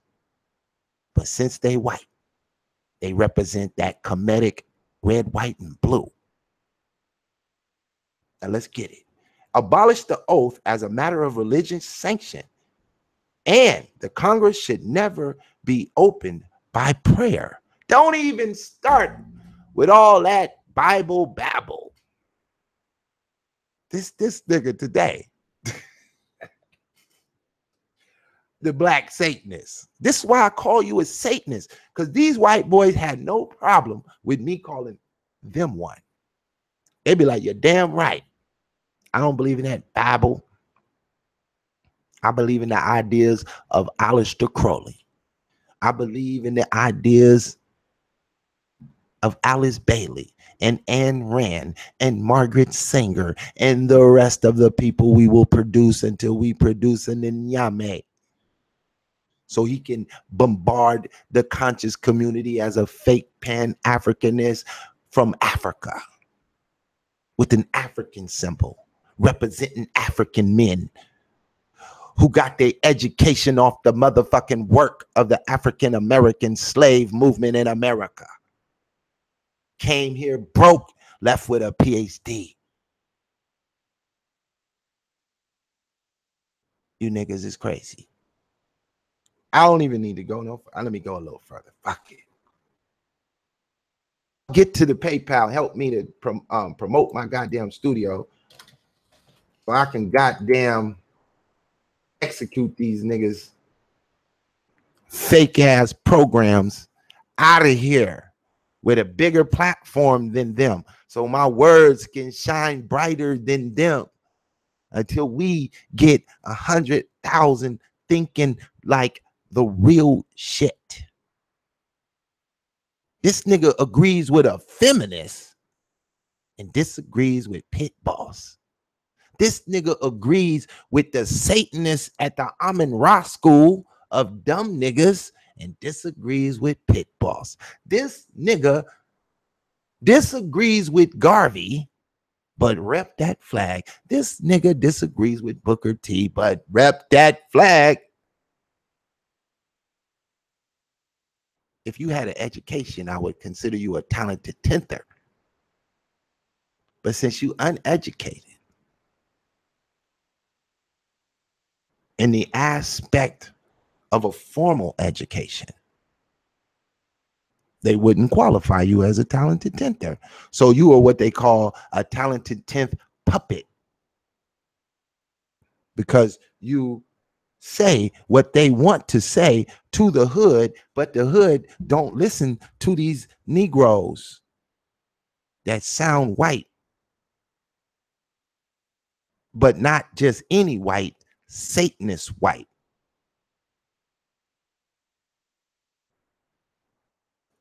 Now let's get back to the business, son. Let me play some more of who you agree with. Yvette Cornell. There was no separate but equal. There was separate and unequal. So it's almost as if he laid the ground for Plessy. And he extended Jim Crow in a way that we still haven't grappled with as a community. Scholars have grappled with it, but I couldn't even get 30 seconds of this crazy ass nutball. He extended Jim Crow. Now y'all already know about Little Liberia in Southern California, where 40,000 people descended and established a STEM-based society based on the paradigm of Booker T. Washington. I've already introduced that information. Y'all also know about Allensworth in Bakersfield, California, one of the first founding cities in 1909, where he was also inspired by the STEM-based theology of Booker T. Washington and Tuskegee. Dearborn, Michigan, once again, we in it. I'll keep reiterating what the paradigm does. Let's not forget that Garvey set up the UNIA framework to mimic the framework of Tuskegee in that STEM-based program, with the Bible as the dagger, the tip of the spear. But all of a sudden, we get some new shit to come around. Now, we know that Yvette Cornell is a feminist, and the feminist is a white woman's program in the 50s, mad at the fact that Booker T established the black nurses and put the black woman in management positions in the black society, and the white woman wasn't allowed to work. And so she said to the white man, what you gonna do about it? And the white man said to the white woman, well, shit, let's campaign women's rights. Do I got to pull that up for your fake Pan-African ass and go a little further on what this program does as it develops civilizations? Can you pull up in Kume's book, Builder of a Civilization? Can you go get that? Because when he was a dumb nigga in Africa, Garvey was in the middle of a fight. And the best they could do to educate him was introduce him to the fight, so he could get his mind right. And being in New York, running around with the Harlem Hoteppers, he got him some juice. Now, should I go on to finish him off to show you how when he went back and he couldn't get the support except through the Soviet Union, who funded him? So he took on a Soviet perspective and won the Stalin Peace Prize until them British boxed him in. And he realized that that socialist revolutionary mind of Frantz Fanon wasn't going to work. And he was going to have to become a democratic society and be subservient to America. Do we got to finish this off or what?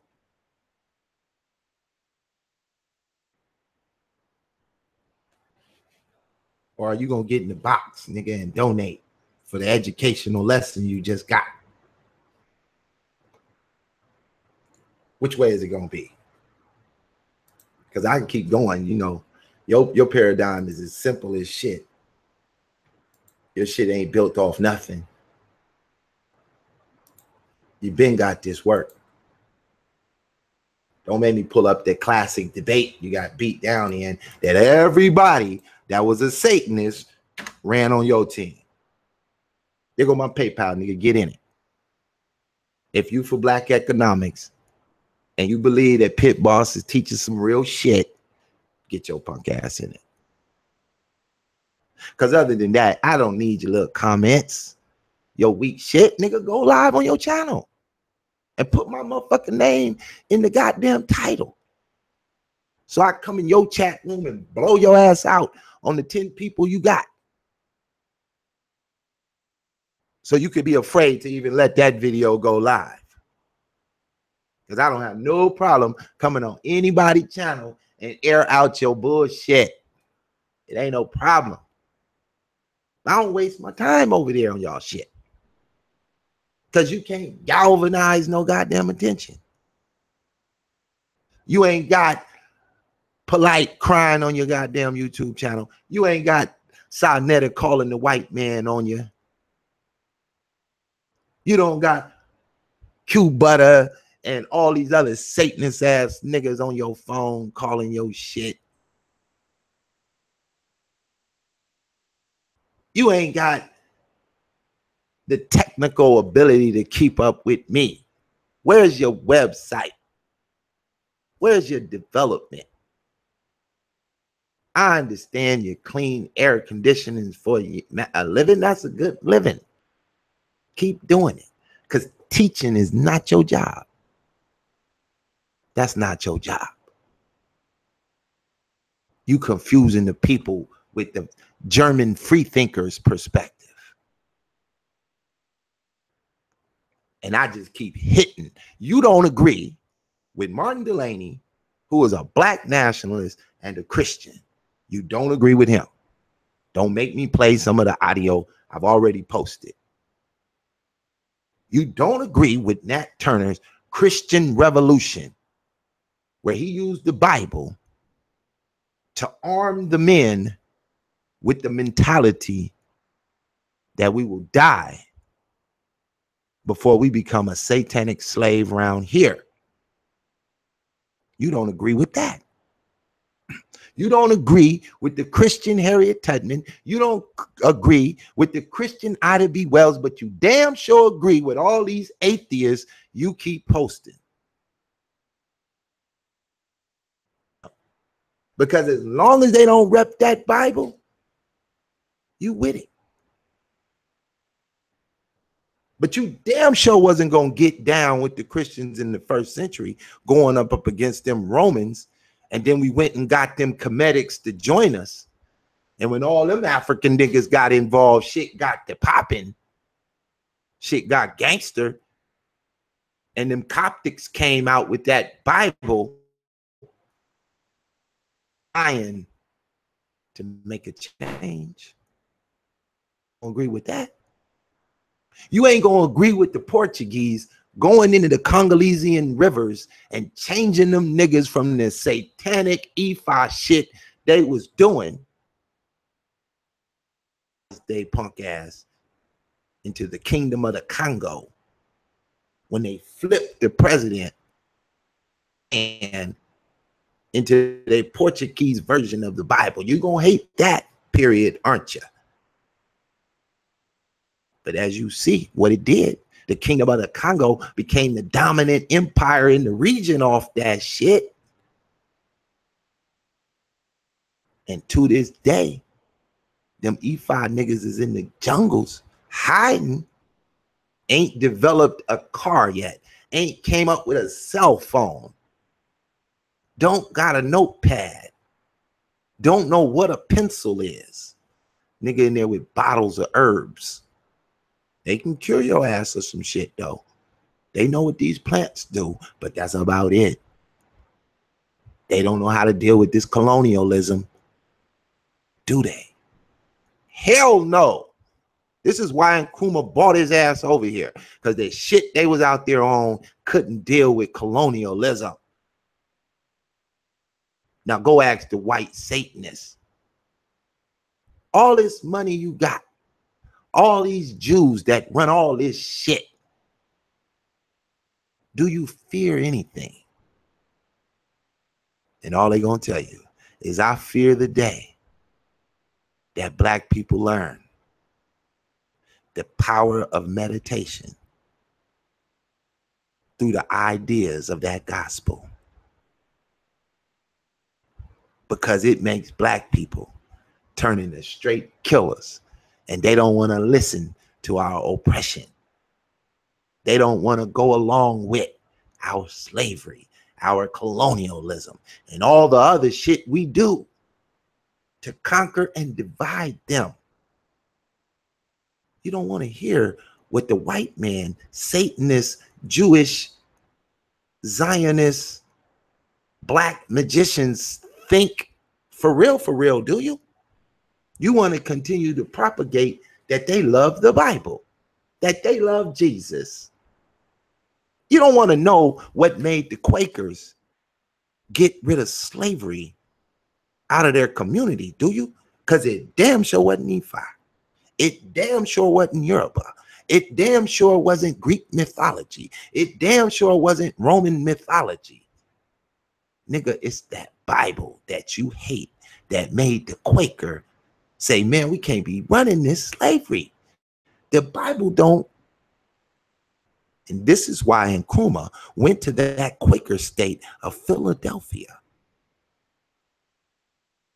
Because without the Quakers, nigga, Nkrumah would have never came here. The gay Harlem of the 30s. He would have never brought his ass over here, right on into slavery with the rest of us, if it wasn't for that Bible.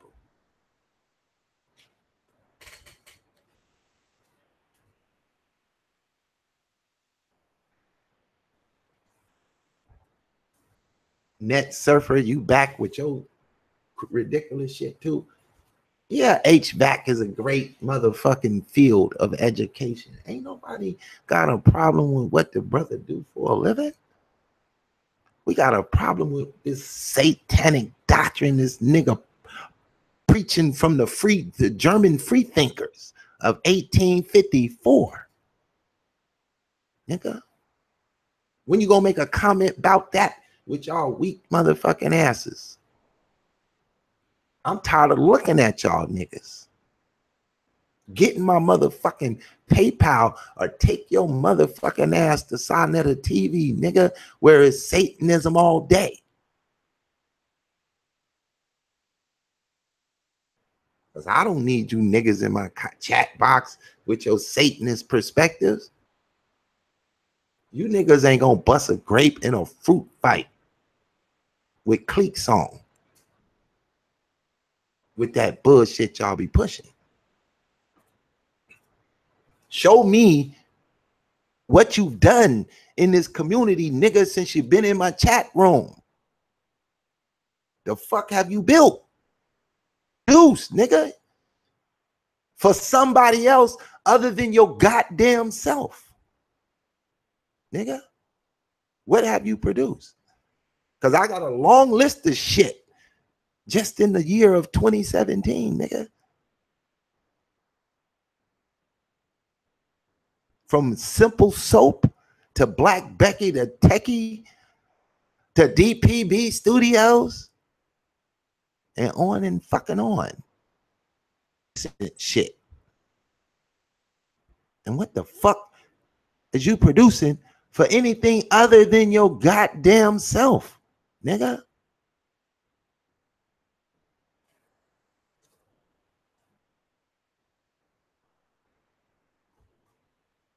Y'all ridiculous.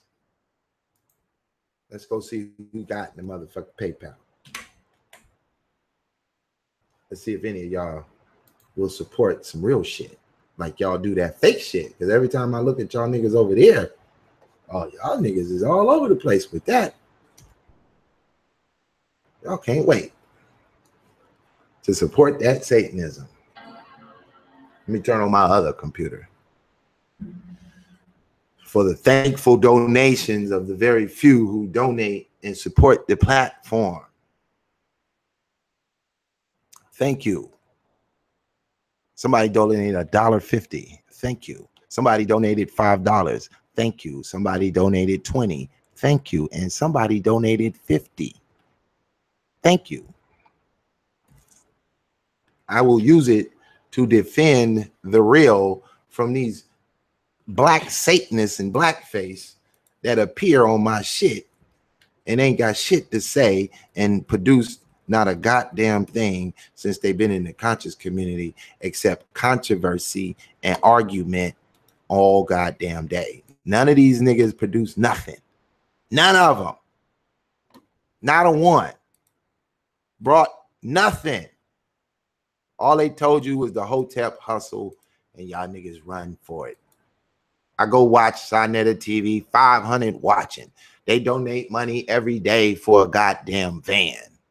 How motherfucking long is it gonna take to get the van? Damn. You can't get a lease? Huh? You can't put 500 down at the homie's car lot? Nothing? You niggas is crazy. And it's rough for me to build $100 out you niggas. But you know what they told me in the think tank? Nigga, you is not going to be liked for this shit. Don't come over here thinking you about to get a free ride to the riches. Don't do this for the bread. We do this for the underground. Underground kings. The UGKs, nigga. Nobody donated a nickel today. No problem. I do it for free. Who cares? Somebody perspective have been changed. We ain't done. Let's go back to the Satanists, feminists. I mean, Yvette Cornell. I asked her to come on her show, but after she hear these videos, she's like, I ain't bringing this crazy ass on my show. I'm not crazy. It's just that my perspective, I have to ward off devils. Y'all perspective, nobody's attacking you. Nobody got a problem with an integrationist. Nobody has a problem with a fake black power Satanist. Yvette thinks that black nationalists are pushing Booker T. That's because somebody introduced her to my shit, because it ain't there black nationalists in this bitch out here pushing Booker T. These niggas is Garveyites, and they not Christians, but they Garveyites. Amazing, but somehow they are. Let's get back to the business. We haven't grappled with it, and so what you have is people saying that. There were other people. There were other groups. There were other people doing other things, trying to figure out how to make this nation whole. Yeah, trying to make. And he was picked, and not by black people necessarily. Yeah, not by black people. Like the people who paid, like for you to thank a former slave. Wait, I can't even listen to this comedy shit. Now they talking about Booker T wasn't picked by what you read in Booker T's book. As he was working in a salt mine in Virginia, out there with the grasshopper Hebrew and the ninja Hebrew. And there was this mean ass white lady that nobody wanted to work for. But he was like, shit, man, anything out this salt mine. And he went to work for her. And she was so goddamn strict, but she was a Christian, a white Christian. She's moping because slavery's over with. Now she got to pay for help. So she got the minimum wage going on, and he's over there to collect that nickel. And so she said, listen, I'm strict. You gonna clean this place up white cloth clean. And he did. And she pulled out that white cloth and couldn't find no dirt. And she taught him responsibility in the rudest, crudest way. She gave him biblical morals in the rudest, crudest way. But prior to her, he ain't never got to read no Bible. He don't know nothing about no Jesus or none of that shit. But because God always works the plan and he uses whom he will, he decided he'd use this white lady to teach Booker T what he needed to know in the rudest, crudest way. And when he left that white folks' house, he was headed to Howard. And he made it. And you know what his entry into the college was? They asked him to clean a library. And when they seen how well he cleaned it, they knew that he had the ability to learn. If you could be a slave that well, then what kind of schoolmaster would you become? And so it was a white woman who gave him the Bible and how to clean. And then when he went to college, it was a colonel who gave him his discipline, who also believed in the Bible. And because white people still wasn't with black folks being at the same level as them, his mind was transfixed that all he could think about is what he gonna do for his people. So being educated, he had opportunities.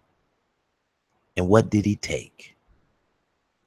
Tuskegee College with about $1,500 in not one building, in an old raggedy outhouse church. That was the starting of the school, an old raggedy church. No buildings, just a raggedy ass church was what he walked in on day one with a measly $1,500.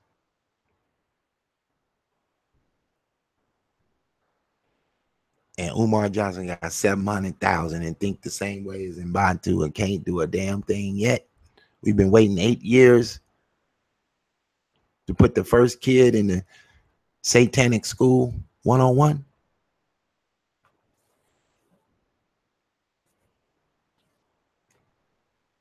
Now, Pit Boss worked at a school. School called Marcus Garvey. I bet you didn't know that part. And I was doing that, nigga, when Umar Johnson was trying to get a fucking education to be a Satanist. Bet you I could prove it.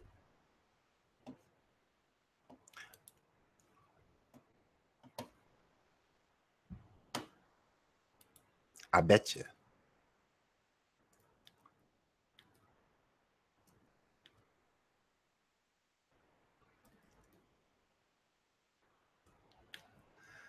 So now, how far must I dismantle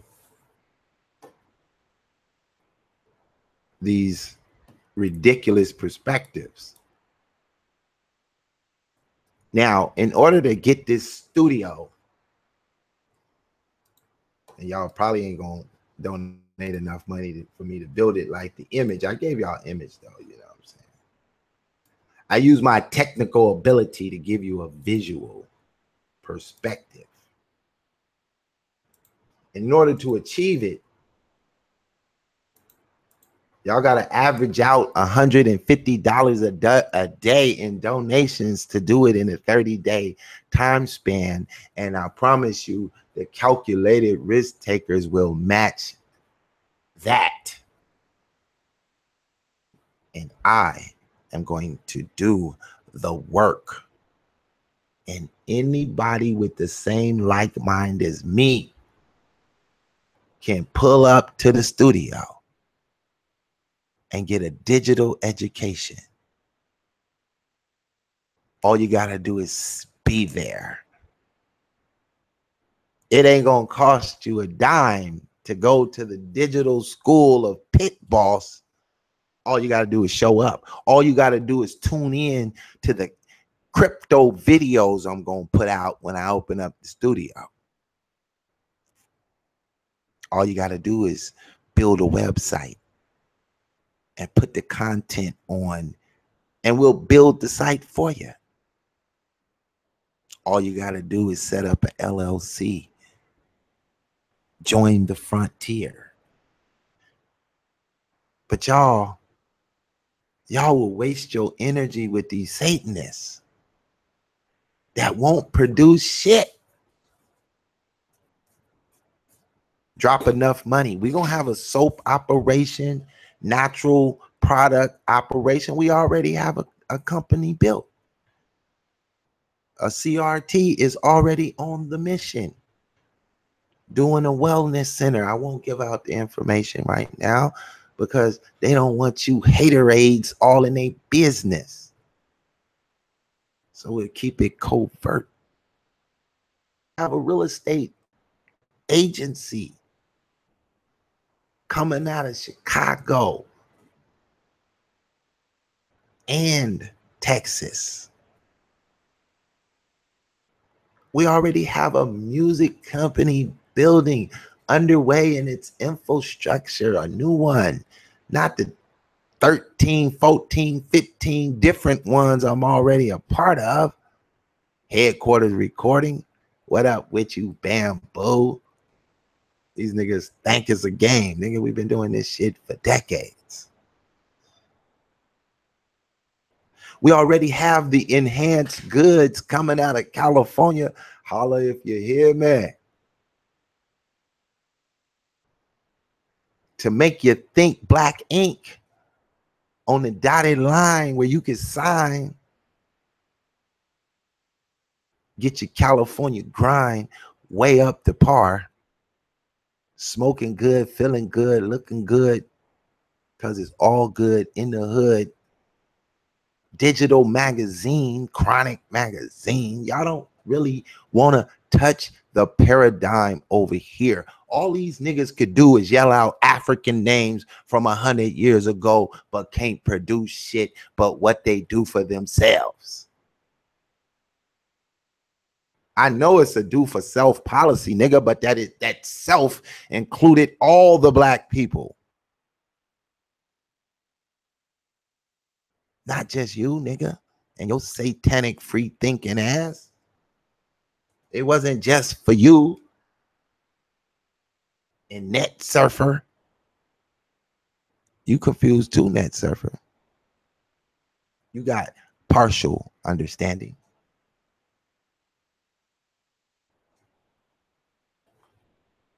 The paradigm is meant to empower groups economically.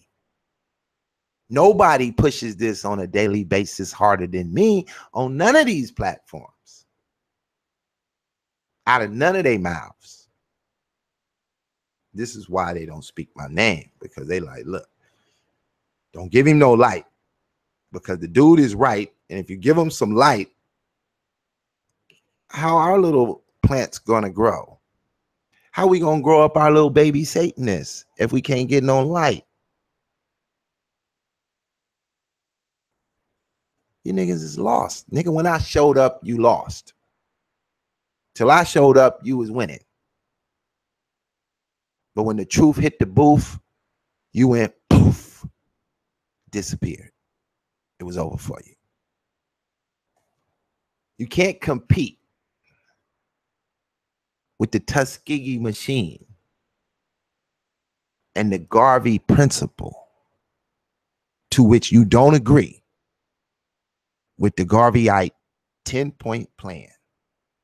You do not agree. You do not want to go read it because you don't believe it. You will never do a show about the Garvey UNIA 10-point plan mission statement. None of you fake black power niggas will ever do a show entitled Marcus Garvey's 10-point plan mission statement and teach us what he taught. You niggas won't do that show because you hate Garvey and you love the lie. You hate Garvey and love the lie. That's who you niggas is.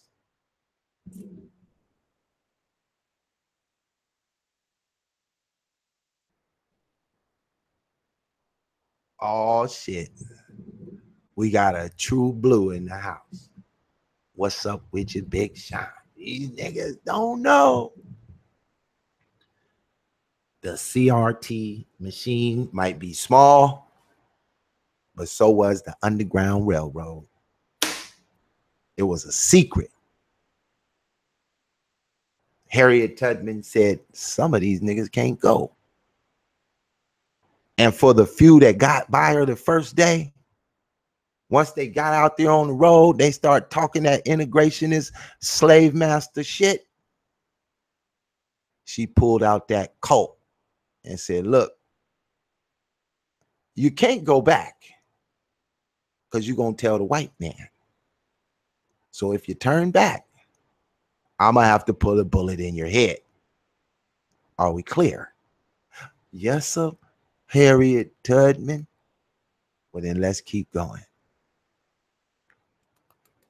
And a few of these integrationist niggas made it to freedom. But most of them, she left their ass on the plantation with the white man because they didn't have the mentality to believe in God. And you was going to need to believe in God if you was going to roll out with Nat Turner, because you wouldn't have been no help if you didn't have the power of the kingdom in you to be willing to die. Because you niggas is as afraid as the church house mouse to get out here and get on your goddamn YouTube channel and give it your all in the face of this fake Pan-African adversity and get 100 death threats, nigga, and keep on smashing. To have all these fake ass niggas calling up your phones and hating on your videos and keep on smashing.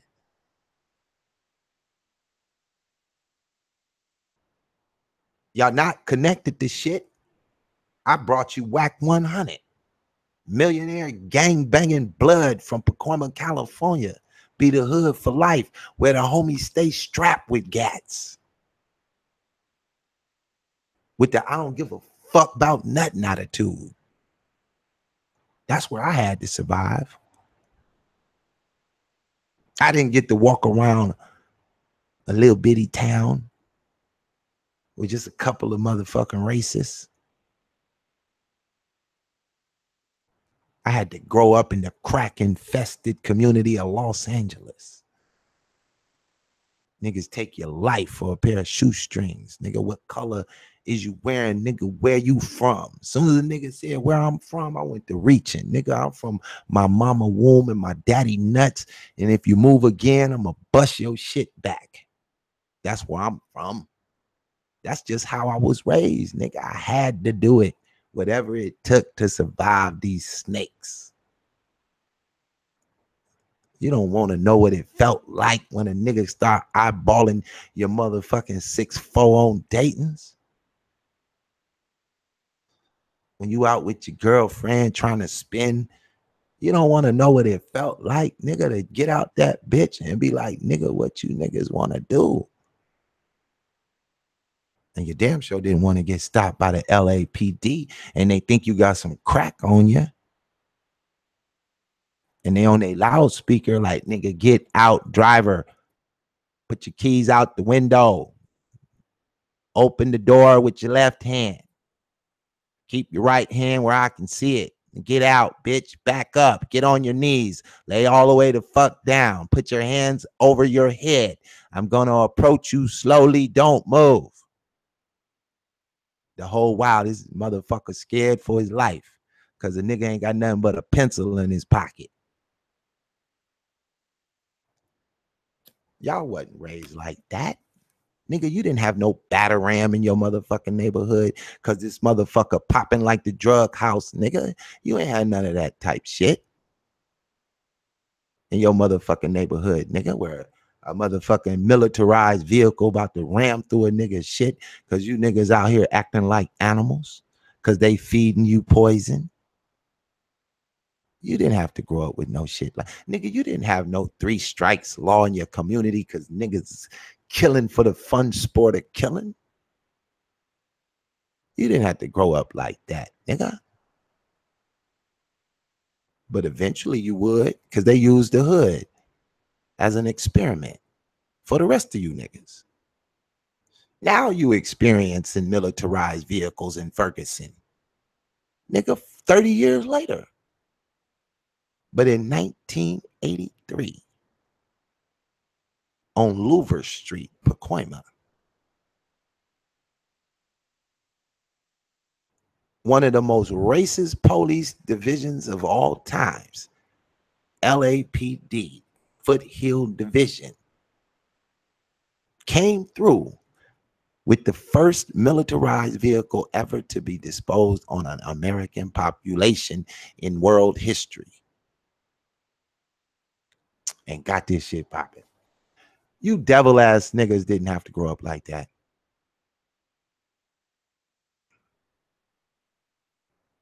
I try not to talk about it because the shit get gangster.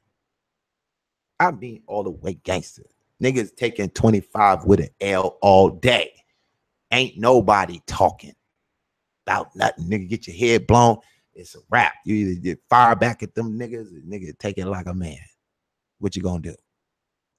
Y'all didn't have to grow up like that. You eventually did. after California cripping blood your whole goddamn state. Because the white man had a plan.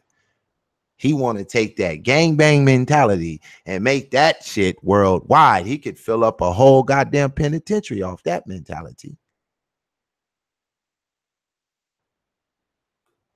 But it's all good in the hood.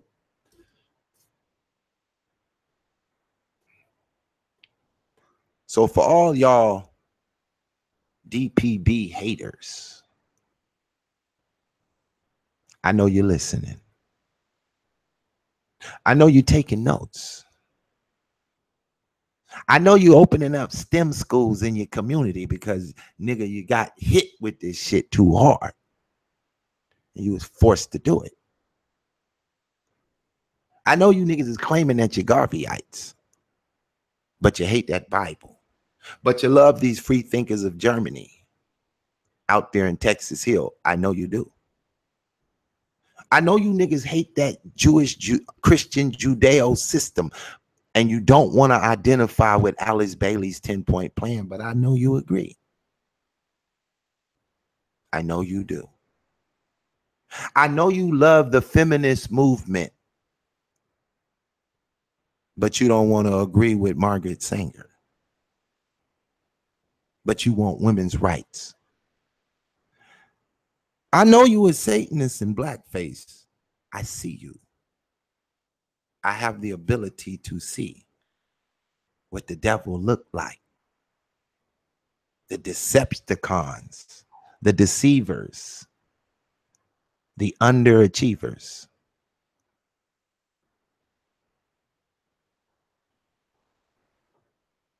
I know y'all hate the way I bring it. But if you go back far enough in my catalog, you will see it came soft and easy at first because I thought it was just going to be intellectual. But once I see you was a bunch of bitch ass niggas, I went straight Cali on you niggas and dare one of you niggas to test that. I leave you where you, I leave flowers where you rest at. Just so I can bring you niggas this STEM-based conversation, nigga, because even the hater got to get it. But the movement gonna be low and slow, covert like a motherfucker. That what I'm talking is really bullshit. Then bitch, go live on your goddamn YouTube and invite me to the motherfucking show. And I will show up and shut your motherfucking ass down.